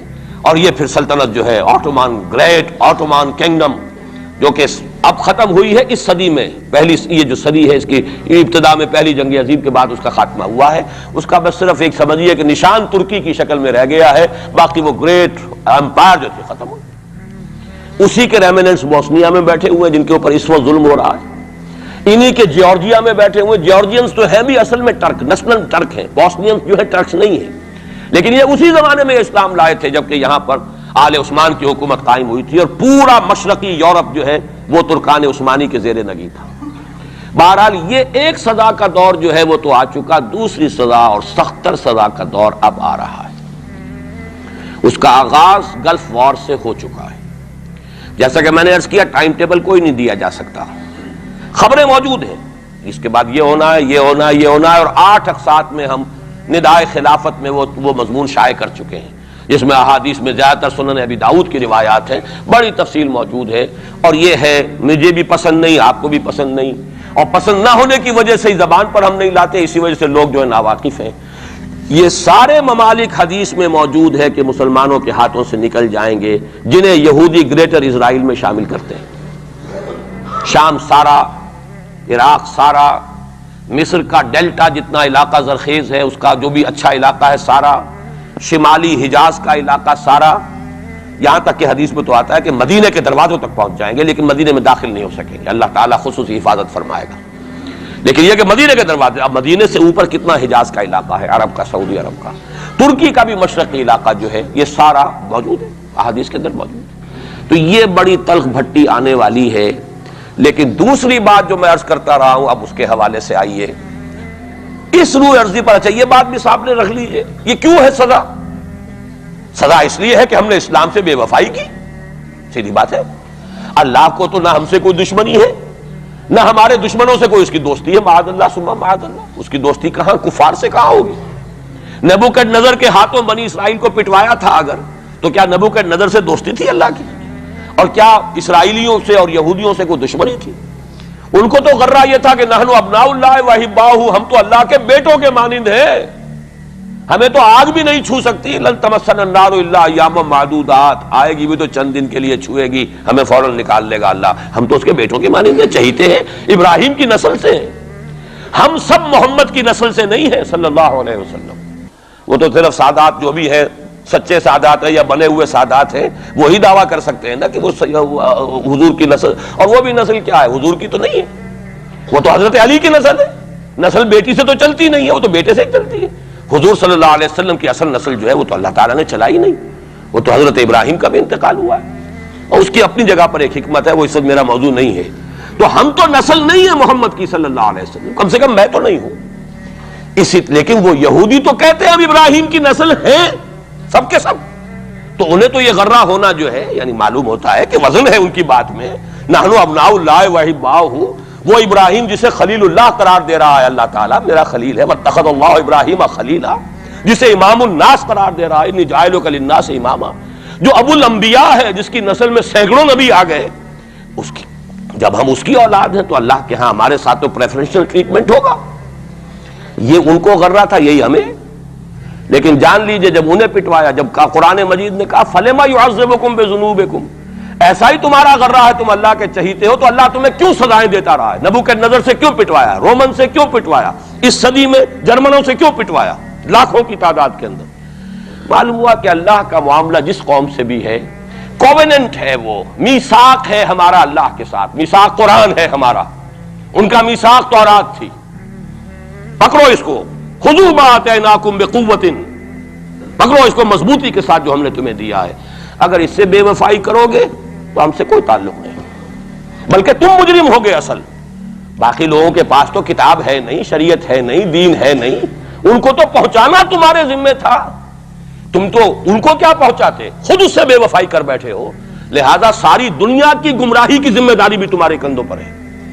یہ ہے وہ جرم جس کی بنا پر سزا ملے گی، سزا کے مستحق ہیں ہم، اور ہم میں سب سے بڑھ کر عرب ہیں، جن کی مادری زبان عربی ہے، جن کو صرف نحو پڑھنے کی ضرورت نہیں قرآن سمجھنے کے لیے، وہ تو از دل خیزت بر دل ریزت، براہ راست کمیونیکیشن قرآن سے ہو رہی ہے۔ وہ بے وفائی کریں تو ظاہر بات ہے مہا مجرم وہ ہیں۔ لیکن پھر غیر عرب مسلمانوں میں اس وقت روح ارضی پر سب سے بڑی مجرم قوم 10 کروڑ مغربی پاکستانی ہے۔ یہ میں ڈنکے کی چوٹ کہہ رہا ہوں اور بہت عرصے سے کہہ رہا ہوں، اس لیے کہ ہم وہ لوگ ہیں کہ جنہوں نے اسلام کے نام پر ملک بنایا۔ کوئی ملک دوسرا دنیا میں اس وقت اسلام کے نام پر نہیں بنا۔ ہم وہ لوگ ہیں، پاکستان بنانے کے لیے لاکھوں جانیں مسلمانوں کی کلمہ گوؤں کی گئیں اور ہزاروں عصمتیں لوٹیں، اور نہ معلوم کتنی مسلمان لڑکیاں اور عورتیں جو ہے رہ گئی پھر بھی ہمیشہ ہی سکھوں کے پاس، اور وہ آئی نہیں پاکستان اس اسلام کے نام پر۔ اور کیا کیا ہے ہم نے؟ 46 برس ہو گئے، اس کہاں اسلام ہوا؟ لہذا اس سے بڑی مجرم قوم عربوں کے بعد، ہم یہ کہہ سکتے ہیں ہمارا عام آدمی قرآن نہیں پڑھتا، قرآن جانتا نہیں، ٹھیک ہے، اپلی ہے کچھ نہ کچھ، اس اعتبار سے ان کے بعد نمبر ہمارا ہے، لیکن باقی پوری دنیا کے مسلمانوں سے بڑھ کر مجرم ہم۔ اور ہم اصل میں نہ صرف یہ کہ خود اپنے حصے کے مجرم ہیں، بھارت کے مسلمانوں کا بھی سارا وبال ہماری گردن پر ہے۔ آج میں چاہتا ہوں کہ اس کو آپ اچھی طرح نوٹ کر لیں۔ بھارت کے مسلمانوں نے، جسے آپ فرض کفایہ کہتے ہیں، نماز جنازہ فرض کفایہ، چند لوگوں نے بھی کسی مسلمان کی نماز پڑھ لی تو سب کی طرف سے ادا ہوگی، کسی نے بھی نہیں پڑھی تو سب مجرم ہو جائیں گے، بستی کے سب لوگ مجرم ہوں گے۔ بھارت کے مسلمانوں نے فرض کفایہ ادا کیا جب پاکستان بنوا دیا آپ کو، اور اس کی قیمت آج بھی وہ دے رہے ہیں. کھلے نعرے لگ رہے ہیں مسلمان کے 2 استھان، پاکستان یا قبرستان، تیسرا کوئی جگہ نہیں. ڈنکے کی چوٹ کہا بابری مسجد کے بعد LK اڈوانی نے، ہم ساری مسجدیں گرا دیں گے ہندوستان کی، کوئی مسجد باقی نہیں چھوڑے. ڈنکے کی چوٹ، اعلانیہ، یہ سب کچھ ہو رہا. اور یہ نعرے تو نہ معلوم کب سے لگ رہے ہیں، اور نہ معلوم کب سے میں یہاں ان مسجدوں کے اندر بھی اور اپنی تقریروں میں غور کرتا رہا ہوں کہ کیا وہاں ہو رہا ہے. لیکن ہمارے تو کان پر جوں نہیں ریگتی. ہمارے تو وہی دھندے ہیں، وہی کاروبار ہے، اپنا بزنس ہے، اس کے سارے مسئلے ہیں، اس کی اپنی بلڈنگیں ہیں، اپنی موٹریں ہیں، اپنے ٹیلی ویژن ہے، اپنے کئی کورسز کے ڈنرز ہیں. اللہ خیر صلی اللہ، ہمیں بحث کیا اسلام سے؟ تو بتائیے ہم سے بڑا مجرم کون ہوگا؟ آج جو کچھ ہندوستانی مسلمان پر بیت رہی ہے اس کا جرم ہمارے کندھے پر. یہ میں جذباتی انداز میں نہیں کہہ رہا، میں تو 2 اور 2 4 کی طرح ثابت کر سکتا ہوں. انہوں نے فرض کفایہ ادا کر دیا. اور اس وقت یاد کیجئے مولانا ابوالکلام آزاد، مولانا مدنی، جمعیت علماء ہند کے علماء اپنے تقدس اور اپنے تدین اور اپنے تقوی کے اعتبار سے انکویسچنیبل، کوئی شک و شبہ نہیں ہو سکتا ان کی نیت پر اور ان کے تقوی پر اور کردار پر. انہوں نے کیا کہا تھا؟ یہی کہا تھا کہ یہ پاکستان بنا کر تم مسلمانان ہند کو 3 حصوں میں تقسیم کر دو گے. 3 میں کہا تھا، 2 میں نہیں، 3 میں. حالانکہ بظاہر تو ایک پاکستان بن رہا تھا نا، لیکن یہ مولانا ابوالکلام آزاد کے الفاظ تھے کہ 25 برس سے زیادہ یہ 2 خطے یکجا نہیں رہ سکتے. اور 25 برس کیا، 24.25 برس میں ٹوٹ گیا پاکستان. 25 برس پورے نہیں ہوئے، اور ان کے الفاظ تھے یہ کہ 25 برس سے زائد جمع نہیں رہ سکتے. 24.25 برس میں ختم ہو گیا. 16 دسمبر 1970 کو پاکستان ختم ہو گیا. ہو گیا کہ نہیں؟ 71 کو. بہرحال نوٹ کرنے کی بات ہے. انہوں نے، ہم نے کیا کہا تھا؟ میں بھی مسلم لیگی تھا، میں نے بھی نعرے لگائے، چاہے غیر شعوری دور تھا، ہائی اسکول اسٹوڈنٹ تھا. پاکستان کا مطلب کیا، لا الہ الا اللہ، فلک شگاف نعرے لگائے ہیں. اور نوائے وقت کا پرچہ انتظار کرتے تھے اسٹیشن پر کھڑے ہو کر، حصار ریلوے اسٹیشن کے اوپر، کہ اب گاڑی آئی اور اب نوائے وقت لیا اور پھیل گئے پورے شہر میں اس کو پہنچانے کے لیے. ہم کیا کہا کرتے تھے؟ جی نہیں، 2 طرف سے پاکستان جو ہے مضبوط پاکستان ہوگا. ہندوستان میں کسی ہندو کو جرت ہوگی مسلمان کے لیے کوئی میلی نگاہ سے دیکھنا بھی؟ وہ سارے خواب کہاں گئے؟ وہ تو حرم ہوئے. وہ 2 طرف کا جفا تھا وہ تو ختم ہوا، اس لیے کہ وہ زنبور تو اب رہا ہی نہیں، وہ تو کھل گئی، نوٹ ہی ختم ہوئی وہ مشرقی پاکستان. اور حال یہ ہے کہ آپ کی وزیر اعظم بنگلہ دیش نے یہ بھی پسند نہیں کیا کہ بابری مسجد پر جو بیان تھا وہ نواز شریف صاحب کے ساتھ مشترک بیان دے دیں. یہ اشتراک بھی دنیا کے سامنے نہ آ جائے کہ مشرقی پاکستان سابقہ اور اس وقت بنگلہ دیش کی وزیر اعظم اور مغربی پاکستان جو اب وٹ ریمینز آف پاکستان کے تحت صرف پاکستان ہے، اس کے وزراء اعظم نے مشترکہ بیان دے دیا. یہ بھی نہیں آنا چاہیے. یہ حال ہے ہمارا. حالانکہ بات اپنی جگہ پر کوئی ایسی نہیں تھی، کوئی سیاسی نہیں، ایک مذہبی معاملے کے اوپر اظہار رائے کرنا تھا. انہوں نے کہا نہیں، آپ کے ساتھ مشترک بیان میں نہیں دوں گی. نہیں دیا اس نے. تو وہ جو تھا 2 طرف سے جفا وہ تو سن 71 میں کھل گیا. جو ہمارا حال ہے وہ تو ہونا ہی تھا. یہ ملک بنا اسلام کے نام پر، اس کا استحکام ہو سکتا تھا تو صرف اسلام کی بنیاد پر ہو سکتا تھا. اسلام سے غداری کی، لہذا یہاں تو اب قومیتیں ہیں، یہاں تو اب ایتھنک اور ریجنل اور نہ معلوم کس قسم کی اور لنگوسٹک جو ہے نیشنلٹیز ہیں، نیشنلزمز ہیں. وہ جو ایک امت ایک وقت میں بن گئی تھی، ایک قوم، مسلم قوم ہندو کے مقابلے کے لیے، وہ تو ختم ہوئی. اور حال کیا ہو گیا ہے؟ اس سے پہلے بھی کبھی کبھی ہندو مسلم فسادات ہوتے تھے. کیا سندھ سے مسلمان نہیں پہنچ جاتا تھا وہاں ریلیف کے لیے؟ کیا پنجاب سے اور سرحد سے مسلمان نہیں جاتے تھے؟ بہار نہیں گئے تھے؟ کیا کانپور کی مسجد شہید ہوئی تھی 1915 میں تو پوری ہندوستان سے مسلمان نہیں پہنچ گئے؟ آپ کیا کر رہے ہیں؟ مندر گرا دیے. یہاں بڑی بہادری کا کام کیا، مندر گرا دیے. شرم سے ڈوب مرنے کا مقام ہے. یہاں بھی گویا کہ ہم اپنے عمل سے اسلام کی مخالفت کر رہے ہیں. اسلام تو اجازت نہیں دیتا. آپ کسی اور کے جرم کی سزا کسی اور شخص کو نہیں دے سکتے. ہمارے پاس تو یہ سیکریٹ ٹرسٹ ہیں. یہ لوگ ذمہ وہ اپنے آپ کو منواتے نہیں، لیکن ہمارے تصور سے، اسلام کے تصور سے ذمہ ہے. ان کی جان، مال، عزت، آبرو، ان کی عبادت گاہوں کی حفاظت کا ذمہ ہے ہمارا. ایک بڑی بہادری کی ہے. ذرا سوچئے تو صحیح کیا دنیا نے سوچا ہوگا. اور نتیجہ کیا نکلا؟ اگر کسی درجے میں بھی بابری مسجد کی شہادت پر کوئی دنیا میں کوئی رائے عامہ ہو سکتی تھی کوئی ہندوستان کے خلاف، ختم ہو گئی. جو انہوں نے کیا 10 گنا تم نے کر لیا. تم نے ایک مسجد گرائی ہے، تم نے اتنے 100 کہتے ہیں، پتہ نہیں مجھے تو معلوم نہیں 100 گرائے کتنے گرائے ہیں. بہرحال جتنے مندر تھے تم نے گرا دیے. فرق کیا ہے؟ ایک کردار ہے تمہارا، ایک ہی تمہارا اخلاق ہے، ایک ہی تمہارا معیار ہے، کوئی فرق ہی نہیں. بلکہ وہاں تو کم سے کم یہ تو ہے دنیا کی آنکھوں میں دھول ڈالنے کے لیے کم سے کم یہ کہ فورن منسٹری جو ہے اس نے ریزائن کیا. ہم نے مان لیا جی ہم نہیں کر سکے, ہم مجبور ہیں, حالانکہ سب ان کی اجازت سے ہوا ہے, بلکہ ان کی ملی بھگت سے ہوا ہے. لیکن یہ کہ کلیان سنگھ نے فوراً استعفیٰ دے دیا, منسٹری ختم. پھر وہ بھارت کی مرکزی حکومت نے اور بھی پارٹیز کو بھی بین کر دیا, اور اس کے بعد یہ ہے کہ انہوں نے حکومتیں بھی 3 اور صوبوں کی توڑ دی. وہ تو سرخرو ہو گئے پوری دنیا کی جو رائے عامہ ہے, ہم اس کے سوا کیا کر سکتے ہیں. ہمارا ایک دستور ہے, دستور میں جو بھی صوبائی حکومت ہوتی ہے اس کی اجازت کے بغیر ہم فوج بھیج نہیں سکتے. وہاں پہ صوبائی حکومت تھی, اس نے ہمیں یقین دہانی کرائی تھی, سپریم کورٹ کو بھی یقین دہانی کرا دی تھی کہ مسجد کو کچھ نہیں ہوگا, تو ہم تو اس کے اوپر ڈیپینڈ کر رہے تھے. ہے سب جھوٹ, سب کو پتا تھا جو کچھ ہوگا, اندر خانے ملی بھگت تھی. لیکن یہ ہے کہ کم سے کم انہوں نے فیس سیونگ کے لیے ان کے پاس مواد موجود ہے, آپ کے پاس تو وہ بھی نہیں. آپ کے تو اخبارات نے لکھا ہے کہ کارپوریشنز کے ٹریکٹرز جو ہیں گئے ہیں گرانے کے لیے, اور وزراء جو ہے, ایک وزیر کا نادر پرویز کا تو نام آیا ہے, اخبار میں خبر تھی, ہم نے بھی پڑھی تھی, فوٹو بھی دیکھا تھا کہ وہ خود ہاتھ میں پھاوڑا لے کر جو ہے وہ منظر گرانے کے لیے چلے. یہ جو صورتحال ہے جان لیجئے. اس وقت میں آپ کو بتانا چاہتا ہوں ہندوستان کے مسلمان پر تو جو قیامت بیت رہی ہے. میں نے اپنا ایک تاثر کچھ عرصے پہلے یہاں شد بیان کیا تھا, رہا ہے میرا تاثر, اور وہ ہے اصل میں وہ لاسٹ سپر جو ہے انجیل میں جس کا تذکرہ ہے حضرت مسیح علیہ السلام نے جو آخری کھانا رفع سماوی سے قبل کھایا ہے اس باغ میں جہاں روپوش تھے اپنے حواریین کے ساتھ. تو اس میں یہ الفاظ آئے ہیں, میں نہیں جانتا صحیح ہیں غلط ہیں, وہ ایک علیحدہ بات ہے, کہ آپ نے وہ روٹی توڑی اور کہا کھاؤ, eat and this is my flesh, یہ میرا گوشت ہے, کھاؤ. اور اس کو کہتے ہیں وائن, کوئی مشروب ہوگا جو بھی ہوگا, ڈالا کہ پیو, drink and this is my blood. میرا احساس ہمیشہ یہ رہا ہے. اس کے بعد کچھ ماند پڑ گیا جب یہاں مسلمان نے یہاں مارا ہے اور کچلا ہے اور زندہ آگ میں جلایا, پھر بات ختم ہو گئی, میرے دل کے اوپر سے وہ احساس ختم ہو گئے. وہاں ہندو کے ہاتھوں جب مسلمان کے ساتھ یہ کچھ ہوتا تھا تو پھر جب میں کھانا کھاتا تھا محسوس کرتا تھا کہ میں ہندوستانی مسلمان کا گوشت کھا رہا ہوں اور ہندوستانی مسلمان کا خون پی رہا ہوں. یہ ہمیں عیش جو یہاں حاصل ہے, جو آرام حاصل ہے, جو ہمیں یہاں پر سہولتیں حاصل ہیں, جو معاشی اس کی کاسٹ پر ہے.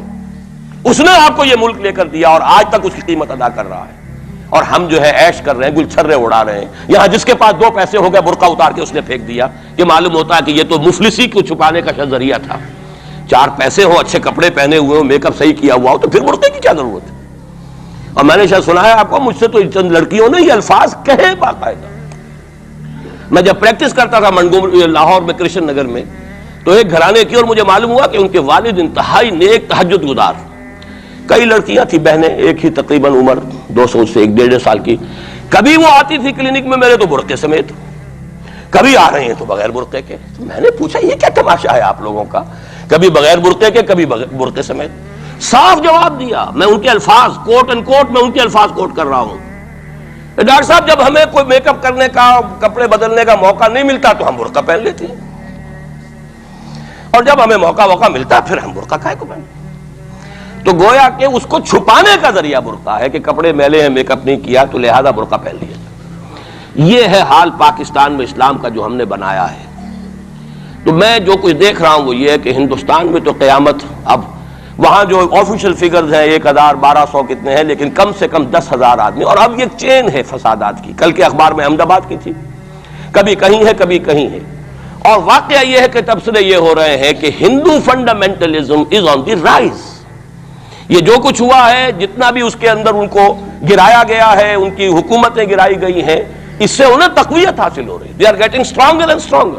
کانگریس کے لیے اب اپنی جو ہے جان بچانی مشکل ہے, اور اس وقت سب سے بڑا ان کے لیے جو ہو گیا وہ یہ ہے کہ وہ کمیونسٹوں کی سپورٹ کے بغیر چل نہیں سکتے. اور کمیونسٹ جو ہے وہ ان کی جو اس وقت وہ امریکہ کے زیر اثر جو اپنی اکنامک پالیسیز چینج کر رہے ہیں اس کا ساتھ دینے کو تیار نہیں. تو یہ ڈائلیما ہے. جبکہ ادھر جو ہے وہ بالکل جو ہندو ذہن ہے وہاں کا ریوائولسٹ ذہن وہ پوری طریقے سے پائیں. تو اب اس وقت میں اس کے حوالے سے عرض کر رہا ہوں کہ ہندوستان اور پھر پاکستان کو علیحدہ نہ سمجھیے, اس لیے کہ ہندوستان کو اگر انہوں نے مسلمانوں سے یا اسلام سے خالی کرا لیا تو پھر ان کے بعد ان کا ٹارگٹ جو ہے پاکستان تو ہے ہی ہے. ہم تو ان کے ٹارگٹ نمبر 1 ہیں. ذہناً انہوں نے کبھی پاکستان کو تسلیم نہیں کیا. اور ہمارا اب ساتھی ہے کون؟ اللہ پر تو نہ یقین نہ اس سے ہمارا تعلق. جو معاملہ نہ دارت سخن آشنا نہ باشد. اللہ سے تعلق کیا ہے ہمارا؟ اللہ سے کون سی دوستی ہے؟ اللہ کیوں ساتھ دے ہمارا؟ ہم تو مجرم ہیں نمبر 1 اس کے، اور باقی دنیا میں جن پر سہارا تھا، جن پہ تکیہ تھا، وہی پتے ہوا دینے لگے۔ وہ تو بالکل امریکہ کی پالیسی معلوم ہوتی ہے کہ ہمیں تو ہاتھ پاؤں باندھ کر جیسے ہندو کے سامنے ڈال دیا جائے۔ کبھی وہ ٹیررسٹ اسٹیٹ قرار دینے کی دھمکی آ جاتی ہے، فیلرز کی شکل میں آ جاتی ہے۔ یہ فیلرز دیے جاتے ہیں اس لیے تاکہ بات پہنچ جائے۔ اگر صرف بات اس طریقے سے انڈائریکٹلی پہنچنے سے مطلوبہ مقصد حاصل ہو جائے تو خام خواہ براہ راست کہنے کی ضرورت کیا ہے؟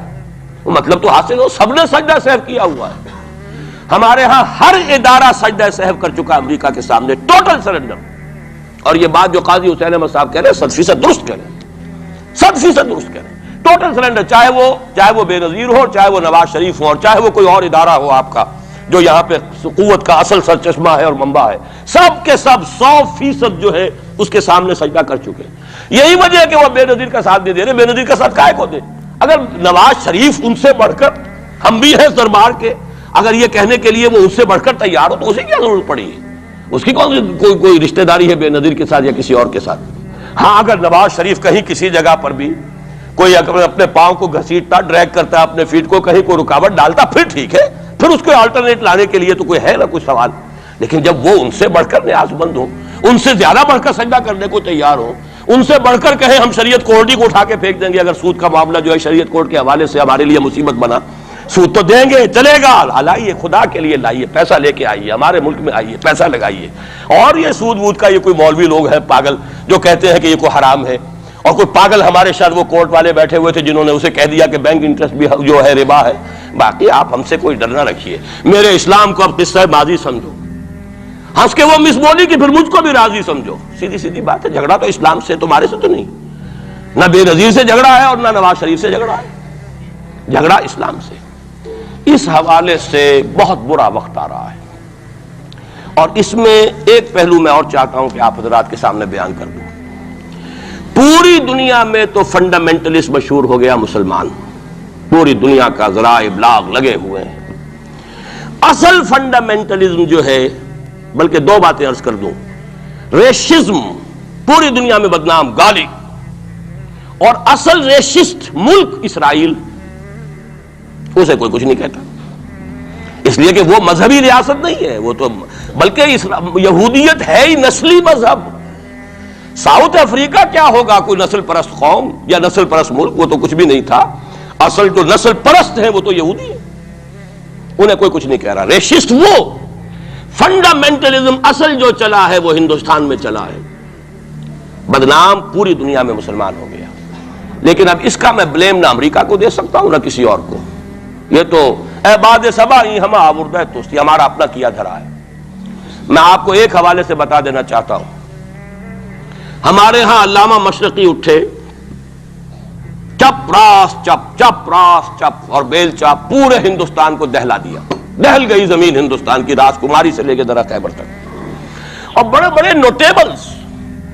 یہ تحریک اتنی عظیم تھی، اتنی آرگنائز تھی، آپ کو معلوم ہے یہ تالپور برادران جو ہے، دونوں بھائی جو تھے، یہ خاکسار تھے، بڑے بڑے لوگ سندھ میں، فرنٹیئر میں، پنجاب میں، ہر جگہ پر، اور ایسی زبردست آرگنائزیشن بالکل ملٹری والی، ان کے سارے قواعد ملٹری کے۔ لیکن ہوا کیا، آر ایس ایس 1925 میں قائم ہوئی ہے، اسی کے رد عمل میں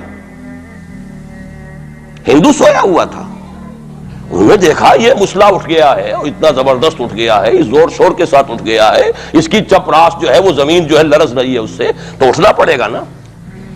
لہذا باقاعدہ جو آر ایس ایس 1925 میں قائم ہوئی ہے، اسی کے رد عمل میں، اور اس مقصد کے ساتھ، ڈکلیئرڈ مقصد، ہندوؤں کو متحد کیا جائے تاکہ وہ بھرپور طریقے سے مسلمانوں کا مقابلہ کر سکے۔ ہندو واد آن دی ڈیفینسو۔ لیکن 1925 سے لے کر آج تک کتنے سال ہو گئے؟ 67 برس تک ایک جماعت کا حوصلہ دیکھیے، اس کا ظرف دیکھیے، آج تک سیاست میں حصہ نہیں ہے، پاور پالیٹکس سے کوئی تعلق نہیں۔ 67 لانگ ایئرس، اتنی فالوئنگ ہے کہ ویسٹ میں تو اتنی موٹی موٹی کتابیں چھپی ہے، شکاگو یونیورسٹی سے اتنی موٹی کتاب تھی، برادرہڈ ان سیفرن، آر ایس ایس کے اوپر ڈاکومنٹ، 25 لاکھ ان کا اس وقت کارڈر موجود ہے جو کہ ان کا ٹرین ہے والنٹیئر، لیکن وہ جماعت الیکشن میں نہیں آئی۔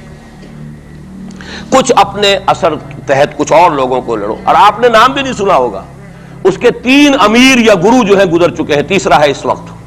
پہلا ڈاکٹر بالی رام ہیجواڑ, کسی نے نام سنا آج تک؟ کوئی پرسنل پبلسٹی کی کوشش نہیں, اس نے کام کیا. دوسرا مہادیو گولوالکر گرو جی, کسی نے نام بھی نہیں سنا ہو. اس وقت کون ہیں؟ بالا صاحب دیورس. یہ 3 ان کی عمارتیں کہہ لیں یا جو بھی کہہ لیں, خلافتیں ہیں جو آئی ہیں, اور ایسا منظم نظام ہے, لیکن کہیں سیاست میں حصہ نہیں. ہمارا فنڈامنٹلسٹ سیاست کے میدان میں آ کے زیرو ہو چکا. پہلے تو علامہ مشرقی اٹھے تھے, وہ تو ویسے ہی ایک جوش کے اندر آ کر ایک خاص جذباتی کیفیت میں اپنی موومنٹ کو کال آف کر کے بیٹھ گئے.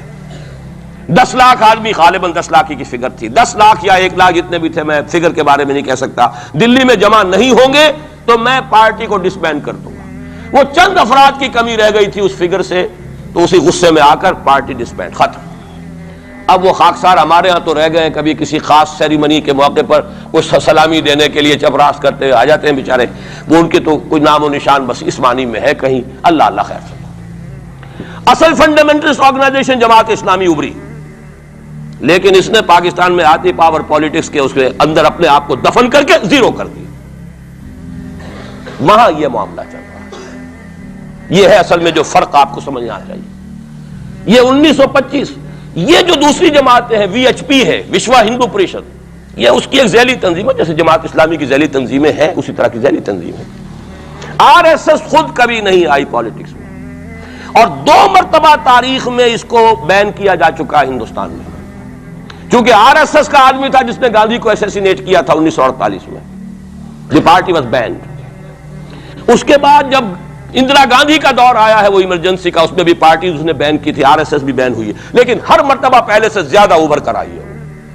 اور آج یہ سب کے سب وی ایچ پی والے, بی جے پی والے, یہ سب در حقیقت آر ایس ایس کے آدمی,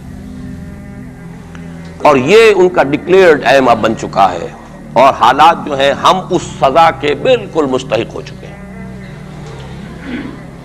اسیا سے کبھی ہم نے کنارہ نہ کیا, لیکن تیری رحمت نے گوارا نہ کیا. یہ تو ہو سکتا ہے اب بھی ہم اسی اللہ کی رحمت پر تو ادھار کھا سکتے ہیں, لیکن واقعہ یہ ہے کہ ہم اس سزا کے بالکل مجرم ہو چکے ہیں اور مستحق بن چکے ہیں.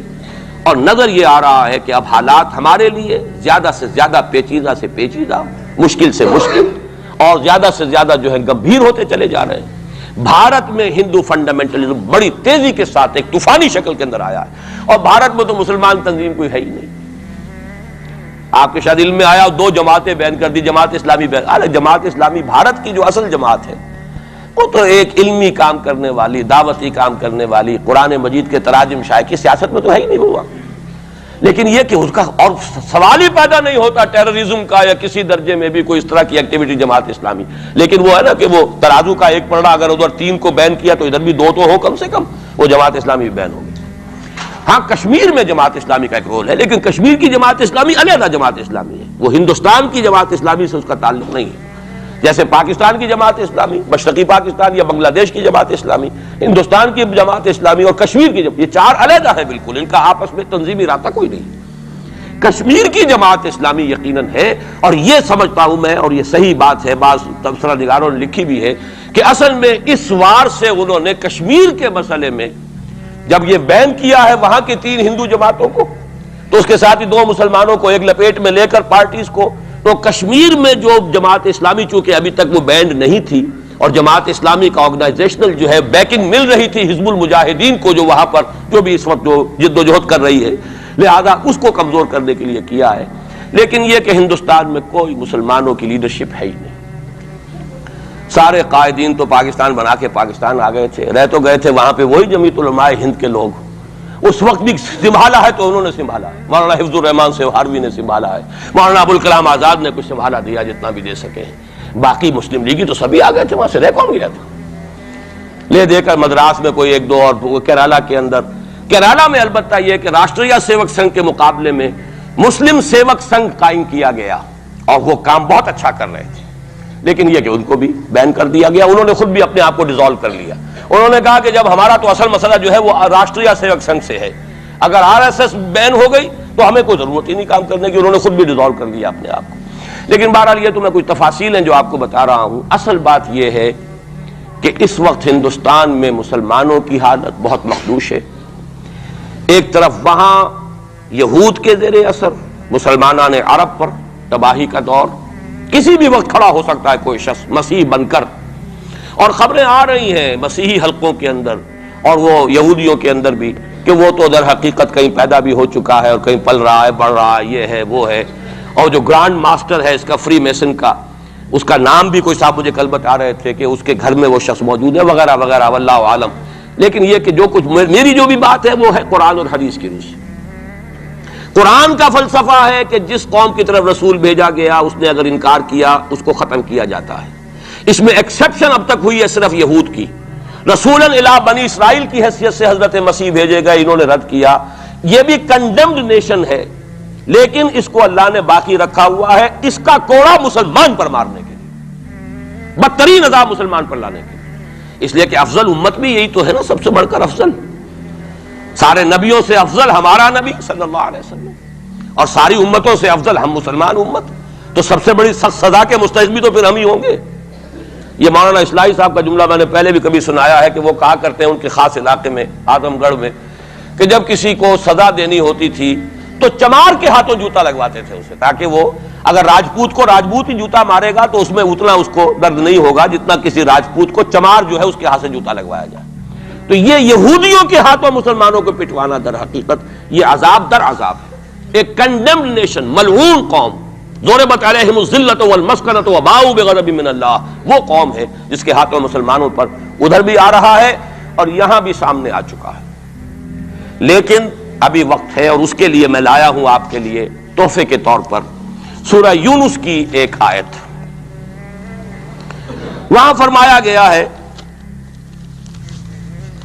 فلولا كانت قرية آمنت فنفعها إيمانها إلا قوم يونس لما آمنوا كشفنا عنهم عذاب الخزي في الحياة الدنيا ومتعناهم إلى حين۔ رسولوں کی تاریخ میں ایک استثناء ہے، میں چند منٹ اضافی لے رہا ہوں، آپ لوگ بھی حاضر ہیں بھی اور میرا خیال ہے کہ دلچسپی آپ کی کم نہیں ہو رہی ہے، آیا بھی 4 مہینے بعد ہوں اس لیے وقت کا بھی زیادہ حق ہے میرا۔ ایک استثناء تو میں نے کہا یہودی، انہوں نے اپنے رسول کو اپنے اعتبار سے سولی پر چڑھایا لیکن ابھی تک بچے ہوئے ہیں، لیکن ان کی تو ہونی ہے وہ سزا جو آنی ہے، حضرت مسیحی کے ہاتھوں آنی ہے۔ جب وہ دجال آئے گا، دجال کے ہاتھوں مسلمانوں کی خوب پٹائی ہو چکے گی، عرب مسلمانوں کی، پھر ان کو کیفر کردار تک پہنچانے کے لیے حضرت مسیح آئیں گے۔ یہ احادیث صحیحہ کے اندر بالکل صحیح، جس میں کسی شک و شبے کی گنجائش نہیں، اس میں گنجائش شک و شبے کی یا قادیانی کے لیے ہے یا منکر حدیث کے لیے، کسی راسخ العقیدہ مسلمان کے لیے ممکن نہیں۔ لیکن ایک استثناء اور رہا، اور وہ قوم یونس علیہ السلام، اس قوم کو بھی حضرت یونس علیہ السلام بھیجے گئے، اس کی طرف انہوں نے رد کر دیا اور عذاب الہی کا فیصلہ ہو گیا۔ لیکن ایک قانون اللہ کا رہا ہے رسولوں کے باب میں، رسول ہجرت نہیں کر سکتا، اپنی جگہ کو چھوڑ کر نہیں جا سکتا جب تک کہ ایکسپریس پرمیشن اللہ کی نہ آ جائے۔ جیسے آپ کو معلوم ہے کوئی بڑا افسر جو ہوتا ہے وہ اپنے ہی can't leave station, D C نہیں جا سکتا اپنا ہیڈ کوارٹر چھوڑ کر۔ اسی طریقے سے رسول، اللہ کا نمائندہ، حکومت خداوندی کا نمائندہ، وہ نہیں جا سکتا۔ حضرت یونس سے صرف یہ خطا ہوئی غصے کی وجہ سے، اور غصہ کس کے خلاف؟ اللہ کے خلاف نہیں، معاذ اللہ، ان کافروں کے خلاف غصے کی وجہ سے چھوڑ کر چلے گئے کہ بس اب عذاب آنے والا ہے، تم عذاب کے مستحق ہو گئے، میں جا رہا ہوں۔ ابھی اللہ کی اپروول نہیں آئی تھی جانے کی۔ یہ ڈیبٹ ہے حضرت مسیح کے، حضرت یونس پر، کہ جو کریڈٹ ہو گیا قوم کے لیے۔ واحد قوم ہے کہ جب عذاب کے آثار شروع ہو گئے، قوم کو محسوس ہو گیا یہ یونس ٹھیک کہتے تھے، وہ نکل آئے اپنے گھروں سے اور چیخنے چلانے لگے اور دعائیں کی اور توبہ کی اور گڑ گڑائے اللہ ہمیں معاف فرما دے۔ تو چونکہ رسول سے یہ ایک خطا ہو چکی تھی، اس کا ڈیبٹ ان کو کریڈٹ کی شکل میں ملا ہے، عذاب واپس ہو گیا۔ متعناہم الی حین، انہیں ہم نے ایک اور مہلت دے دی، ایک وقت معین۔ اس کا ابھی ہمارے پاس موقع ہے۔ میں جو کچھ عرض کر رہا ہوں وہ عذاب الہی اب سامنے ہے، اب بھی جسے نظر نہ آ رہا اس سے بڑھ کر اندھا کوئی نہیں ہے۔ بھارت کے حالات دیکھنے کے باوجود اگر نظر نہیں آ رہا ہے کتنا بڑا انہوں نے قدم اٹھایا ہے. اور مسلمان کیا کر سکتا تھا؟ کوئی ریزنٹمنٹ کی ہزاروں سینکڑوں پولیس والوں نے بھولے، وہاں کوئی اس وقت رائٹس نہیں ہوئے. اور صاف کہا ہے ریڈیوز نے بھی، بی بی سی نے بھی، پولیس کی فائرنگ سے مارے گئے. ایک دن میں 300 آدمی بامبے کے اندر جو ہلاک ہوا ہے پولیس فائرنگ سے ہوا. کیسے مقابلہ کر لیں؟ فوج کا کیسے کر لیں؟ پولیس کا کیسے کر لیں؟ اس اعتبار سے جو کچھ وہاں بیت رہی ہے وہ تو بیت رہی ہے. جو ہم پہ گزری سو گزری مگر شب ہجراں. اب یہ معاملہ پاکستان والوں کے سوچنے کا ہے جو ہم پر گزرے گی. کچھ لوگ ہمارے ہاں بڑے دانشور بنے پھرتے ہیں اور بڑے شوق سے ارے ہندوستان ٹوٹ جائے گا. وہ تو ٹوٹے گا، لیکن اس کے ٹوٹنے سے پہلے تم پر جو آفت ٹوٹے گی اس کا تمہیں تصور نہیں. تم سمجھتے ہو کہ یہ جو لکیر کھینچی ہوئی سرحد کی یہ بچا لے گی، جبکہ اصل مجرم تم ہو، میں ہوں، آپ ہیں، جنہوں نے ان کی کوسٹ پر یہاں عیش کے اپنے ایوان سجائے ہیں، ان کا خون پی رہے ہیں یہاں پر عیش گاہوں کے اندر. ہم ہیں اصل مجرم. تو ہم در حقیقت وہ عذاب الہی جو ہے بالکل سر پر آ چکا. اور یہ میں بتا چکا ہوں کہ اول نمبر مجرم مسلمانان عرب، نمبر 2 مسلمانان پاکستان. لیکن قوم یونس کی طرح سے ایک امکان ہے کہ ہم ابھی توبہ کریں، روئیں، گڑ گڑائیں، فیصلے کریں، زندگیوں کو بدلیں. انفرادی توبہ جب تک نہ ہوگی تو اجتماعی کیسے ہو جائے گی؟ افراد کے ہاتھوں میں ہے اقوام کی تقدیر. ہر فرد ہے ملت کے مقدر کا ستارہ.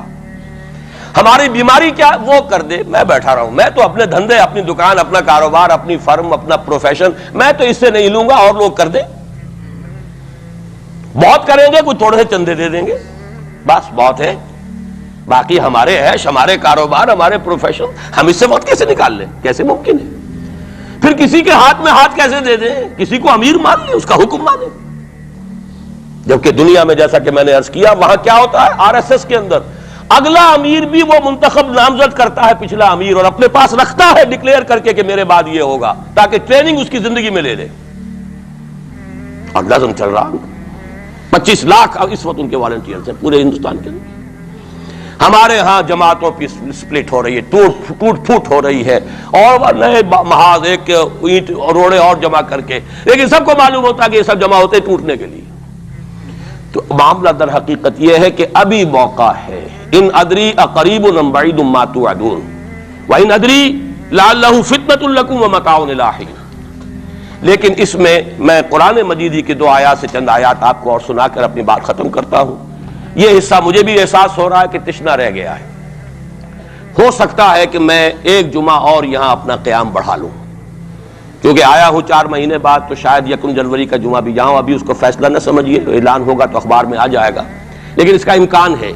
کیونکہ میں خود محسوس کر رہا ہوں کہ یہ دوسرا حصہ میری گفتگو کا جو ہے کہ کرنا کیا ہے، کس طور سے کرنا ہے، یہ جو ہے اس میں تشنا رہ گیا ہے. اور اب بہتر یہی ہے کہ میں زیادہ وقت اس پر صرف نہ کروں، صرف وہ آیات آپ کا سورہ روم ہی کی آیات سن لیجئے. سورہ روم کی 6 آیتیں شروع میں میں نے سنائی، یہ ذرا 3 آیتیں سن لیجئے 30 سے 32 تک. فَأَقِمْ وَجْهَكَ لِلدِّينِ حَنِيفًا. حالات کچھ بھی ہوں، تم اپنے چہرے کو، رخ کو دین حنیف کی طرف یکسو ہو کر قائم رکھو. وہ جو میں نے کہا تھا، امید ہو نہ ہو لگے رہو، تمہارا کام ہے فرض ادا کرو. فَأَقِمْ وَجْهَكَ لِلدِّينِ حَنِيفًا فِطْرَةَ اللَّهِ الَّتِي فَطَرَ النَّاسَ عَلَيْهَا لَا تَبْدِيلَ لِخَلْقِ اللَّهِ ذَلِكَ الدِّينُ الْقَيِّمُ وَلَكِنَّ أَكْثَرَ النَّاسِ لَا يَعْلَمُونَ. جمے رہو، ڈٹے رہو، کام کرتے رہو. اللہ کا شکر ادا کرتے ہوئے کہہ رہا ہوں، میری اپنی زندگی میں نہ معلوم کتنے الٹ پھیر آئے ہیں، انقلابات آئے ہیں، فلاں کی پارٹی آ گئی، فلاں کی پارٹی آ گئی، فلاں آ رہا ہے. آج تک اس کام کے سوا میں نے کسی کام میں حصہ نہیں لیا. ایوب خان کا دور تھا، پھر اس کے بعد بھٹو صاحب کا دور آیا، پھر اور دور آئے، پھر ضیاء الحق صاحب کا تو مجرم ہوں 2 مہینے شورا میں چلا گیا تھا، دھوکہ کھا گیا تھا. واقعہ یہ ہے کہ اس کے سوا میری اس پوری زندگی کے اندر جو ہے سوائے اس ایک کام کے 2 کام ہیں. قرآن کی طرف بلاؤ اور لوگوں کو جمع کرو، ایک منظم جماعت بناؤ، 2 کام. دعوت قرآن کے ذریعے، تطہیر ذہنوں کی قرآن کے ذریعے، تطہیر فکر کی قرآن کے ذریعے، تصحیح عقائد کی قرآن کے ذریعے، تزکیہ نفس قرآن کے ذریعے. اور پھر جو ان مرحلوں سے گزرے جمع کرو، انہیں مرتب کرو، ایک جماعت بناؤ، قوت بناؤ، سم و طاعت والی جماعت بناؤ. دو کام کرنے کے، انہی میں لگاؤ۔ تو فاقم وجہک للدین حنیفا، سیدھا رکھو اپنا رخ دین کی طرف، دائیں بائیں حالات کیا ہے، کیا ہونے والا ہے، ٹھیک ہے۔ حضرت مسیح کے الفاظ ہیں بائبل کے، سانپ کے مانند چوکنے لیکن فاختہ کے مانند بے ضرر بنو۔ سانپ چوکنا ہوتا ہے بہت، لیکن کسی کو ضرر بھی تو پہنچا دیتا ہے، فاختہ ضرر نہیں پہنچاتی۔ ان دو ایکسٹریمز کو جمع کرو اپنے اندر، حالات سے واقف ہونا چاہیے، دائیں کیا ہے، بائیں کیا ہے، آگے کیا ہے، پیچھے کیا ہے، رخ کدھر جا رہا ہے، حالات کا بہاؤ کیا ہے، یہ جانو۔ سانپ کے مانند چوکن نہ رہو، لیکن لگے رہو اپنے کام میں، کسی سے دلچسپی نہیں۔ ابھی حال ہی میں خیر جو اب حکومت کا ہوا تھا وہ جلسہ جو بابری مسجد پر، انہوں نے تو خیر ہمیں نہیں بلایا، آئے تھے میرے پاس فاروق لغاری صاحب، فاروق احمد لغاری صاحب، کہ ہماری میٹنگ ہو رہی ہے، میں نے کہا نہیں، میں نے اپنی رائے جو دی ہے وہ دی ہے، میں دوں گا، لیکن یہ کہ میں کسی سیاسی عمل میں شریک ہونے کے لیے تیار نہیں۔ اب وہ سینیٹر سمیع الحق صاحب آئے ہیں میدان میں پھر نیا محاذ لے کر، میں نے کہا میں تو ایک ہی مرتبہ متحدہ شریعت محاذ کا تجربہ کر کے بھر پایا، پوری زندگی کا تجربہ مجھے مل گیا ہے، میرے پاس وقت ضائع کرنے کے لیے ان کاموں کے لیے نہیں۔ یہ محاذ جو ہے ان مل بیجوڑ لوگوں کو جمع کر لینا، اور پھر جو علیحدگیاں ہوتی ہیں اور الزامات ایک دوسرے پر لگتے ہیں، اس سے کیے دھرے کے اوپر پانی ہی نہیں پھرتا، وہ پچھلا بھی جو ہے ہفتے اعمال نہ معلوم کتنی دیر کا ہو جاتا ہے۔ نہیں آئے وہ جو این ڈی اے کا ہوا تھا ایک کنونشن، ایک صاحب آئے تھے اس کے لیے بھی دعوت دینے کے لیے، انہوں نے پھر جب میں نے انکار کیا تو انہوں نے وعدہ لے لیا تھا کہ کم سے کم آپ میرا نام نہ بتائیے گا کہ بے عزتی ہوگی کہ میں گیا تھا، اور آپ نے مانا نہیں۔ نہ این ڈی اے کی کنونشن میں گیا، نہ میں پی ڈی اے کی کنونشن میں گیا، نہ میں یہ ابھی جو ہوئی ہے کوئی علماء کی مفتی یہ اپنے سینیٹر کیا نام ہے سمیع الحق صاحب، اس دو کاموں کے سوا مجھے اپنا وقت کسی اور کام میں نہیں لگانا، سیاست میں جانا ہی نہیں، الیکشن کا رخ ہی نہیں کرنا، بلکہ یہ قرآن کے ذریعے سے دعوت۔ اسی لیے میں آیات سنا رہا ہوں، فاقم وجہک للدین الحنیفا فطرۃ اللہ التی فطر الناس علیہا، اور آگے فرمایا منیبین الیہ، اپنا رخ اسی کی طرف رکھتے ہوئے، واتقوہ، تقوی اختیار کرو، واقیموا الصلاۃ ولا تکونوا من المشرکین، نماز قائم رکھو اور دیکھو مشرکوں میں سے نہ ہونا، شرک کی آلائش سے اپنے آپ کو پاک کرتے رہو، دھوتے رہو اور دھو، شرک کی کوئی آمیزش نہ رہے۔ اور دوسرا کام یہ سورہ سجدہ کی آیات ہیں، وَمَنْ أَظْلَمُ مِمَّنْ ذُكِّرَ بِآيَاتِ رَبِّهِ ثُمَّ أَعْرَضَ عَنْهَا إِنَّا مِنَ الْمُجْرِمِينَ مُنْتَقِمُونَ۔ یہ الفاظ بڑے سخت ہیں۔ ان لوگوں سے بڑھ کر ظالم کون ہوگے جنہیں ان کے رب کی آیات کے ذریعے سے نصیحت کی جاتی ہے۔ میں نے جو نصیحت کی ہے اللہ کی کتاب کے حوالے سے کی ہے، جو دعوت ہے میری قرآن کے ذریعے سے، میں نے کوئی کہانیاں، اپنے فلسفے، اپنے کوئی نظریے نہیں تراشے ہیں، قرآن کی دعوت، تعلیم و تعلم قرآن۔ جس قوم نے اس دعوت کو رد کیا ہو، وَمَنْ أَظْلَمُ مِمَّنْ ذُكِّرَ بِآيَاتِ رَبِّهِ ثُمَّ أَعْرَضَ عَنْهَا إِنَّا مِنَ الْمُجْرِمِينَ مُنْتَقِمُونَ۔ ایسے مجرموں سے تو میں انتقام لے کر رہوں گا۔ اللہ بچائے، اپنے دامن رحمت میں لے لے، ہمیں کوئی مہلت دے توبہ کرنے کی اور اصلاح کرنے کی۔ وَلَقَدْ آتَيْنَا مُوسَى الْكِتَابَ فَلَا تَكُنْ فِي مِرْيَةٍ مِّن لِقَائِهِ، اور ہم نے موسیٰ کو بھی کتاب دی تھی، وَجَعَلْنَاهُ هُدًى لِبَنِي إِسْرَائِيلَ، اسے ہدایت نامہ بنایا تھا بنی اسرائیل کے لیے۔ گویا کہ اسی طرح ہے محمد، ہم نے قرآن آپ کو دیا ہے ہدایت نامہ پوری نوع انسانی کے لیے۔ جہاں سے میں نے بات شروع کی تھی، قرآن کتاب ہدایت ہے۔ آخری آیت ہے وَجَعَلْنَا مِنْهُمْ أَئِمَّةً يَهْدُونَ بِأَمْرِنَا، اور ہم نے ان بنی اسرائیل میں سے ایسے امام اٹھائے جو ہمارے حکم سے ہدایت کا کام کرتے تھے۔ لما صبروا، جب انہوں نے خود صبر کی روش اختیار کی، اپنے کیریئرز کی قربانی دی، اپنے سٹینڈرڈ آف لیونگ کو کم کیا، اپنی ضروریات کو سمیٹا، اپنا وقت فارغ کیا، اپنی صلاحیتیں کھپائیں، کس کام کے لیے؟ تاکہ وہ کتاب ہدایت کو لوگوں تک پہنچا سکیں۔ خیرکم من تعلم القرآن وعلمہ، تم میں سے بہترین لوگ وہ ہیں جو قرآن سیکھیں اور سکھائیں۔ تو فرمایا وجعلنا منہم ائمۃ یہدون بامرنا لما صبروا وکانوا بآیاتنا یوقنون، اور وہ ہماری آیات پر پورا پورا یقین رکھنے والے تھے۔ اللہ تعالیٰ سے دعا کرتا ہوں وہ مجھے اور آپ کو آیات قرآنی پر پورا پورا یقین عطا فرمائے۔ یہ ہے اصل منبع، سرچشمہ، یہ ہے بنیاد، یہ ہے جڑ۔ اس سے قوت حاصل کر کے اپنا تزکیہ، خود توبہ، خود حرام کاروبار کو چھوڑنا، اپنے وقت کو فارغ کرنا، اپنی صلاحیتوں کو لگانا ان دو کاموں کے لیے، فارغ کرنا اس کام کو، پھر نظم کی پابندی والی جماعت میں شریک ہو کر کبھی کوئی وقت آئے کہ ہم کسی انقلابی جد و جہد کے لیے کھڑے ہو سکیں، اسلام کو قائم کرنے کے لیے، جیسے کہ محمد عربی صلی اللہ علیہ وسلم نے آج سے 1400 برس قبل قائم کیا تھا۔ اگر ایسا ہو گیا تو یہی سرزمین، یہ میں آج کل کہہ رہا ہوں الفاظ، پاکستان ایک پل صراط سے گزر رہا ہے اس وقت۔ پل صراط کا تصور آپ کے سامنے ہے، جہنم کے اوپر ایک پل ہوگا جس پر سے جو مسلمان دنیا میں کہلاتے ہیں وہ گزارے جائیں گے، جو منافق ہوں گے حقیقی ایمان سے بے بہرا وہ ٹھوکر کھا کر گریں گے جہنم میں، اور جو اہل ایمان ہوں گے نور ایمان ان کے آگے آگے دوڑتا ہوگا، نورہم یسعی بین ایدیہم و بایمانہم، اس کی روشنی میں پل کراس کر جائیں گے، جنت میں داخل ہو جائیں گے۔ ہم اس وقت اس پل صراط پر ہیں۔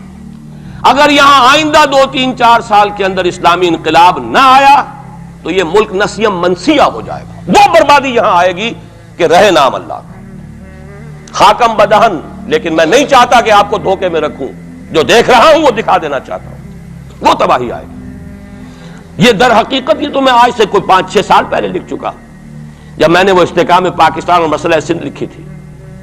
ایک ہی سن تھا جس سن میں کہ ہندوستان میں بھی اسلام داخل ہوا سندھ کے راستے، اسی سن میں اسلام اسپین میں داخل ہوا تھا جبرالٹر کے راستے، جبل الطارق کے راستے، یاد ہے؟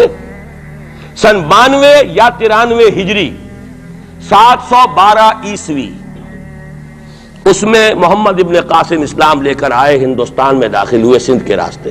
دونوں میں ایس ہے، سن بھی ایک، سندھ اور اسپین ایک ہی لفظ سے، ایک ہی لیٹر سے شروع ہو رہے ہیں۔ وہاں سے اسلام اور مسلمان کا خاتمہ ہو چکا، 500 برس ہو گئے، 1492 اور یہ 1992 ہے، پورے 500 برس، نام و نشان مٹ گیا اسلام کا، مسلمان کا۔ بین ہی اسی کا اندیشہ اس بر صغیر پاک و ہند کے لیے، بین ہی اسی کا اندیشہ۔ وہاں ہو سکتا ہے تو آپ کے ساتھ کیوں نہیں ہو سکتا؟ وہ تو پھر بھی عربوں کی اولاد تھے، ان کے تو رشتے تھے صحابہ کرام کے ساتھ، ان کا تو معاملہ کچھ اور تھا، ان کی تو مادری زبان بھی عربی تھی۔ اگر ان کے ساتھ یہ ہو سکتا ہے تو آپ کے ساتھ کیوں نہیں ہو سکتا؟ حذر ہے چیرہ دستاں سخت ہیں فطرت کی تعزیریں، اللہ کا کوڑا جب پڑتا ہے تو بہت سخت پڑتا ہے۔ اب دو ہی میں نے جیسا کہ عرض کیا ہے، یا چنا کن یا چنی، یا تو اس اسلامی انقلاب کے لیے کمر بستہ ہو جائیں، اور ورنہ پھر یہ کہ اس عذاب الہی کا کوڑا جو ہے وہ تو اب نظر آ رہا ہے۔ قوم یونس جیسے عذاب دیکھ کر ایمان لے آئی تھی، کاش کہ اب بھی مسلمان یہاں کا پاکستان کا بیدار ہو جائے اور توبہ کرنے کے لیے آمادہ ہو جائے۔ اقول قولی ھذا واستغفر اللہ لی ولکم ولسائر المسلمین والمسلمات۔ 15 منٹ کی تاخیر مجھے ہو گئی ہے، معذرت خواہ ہوں۔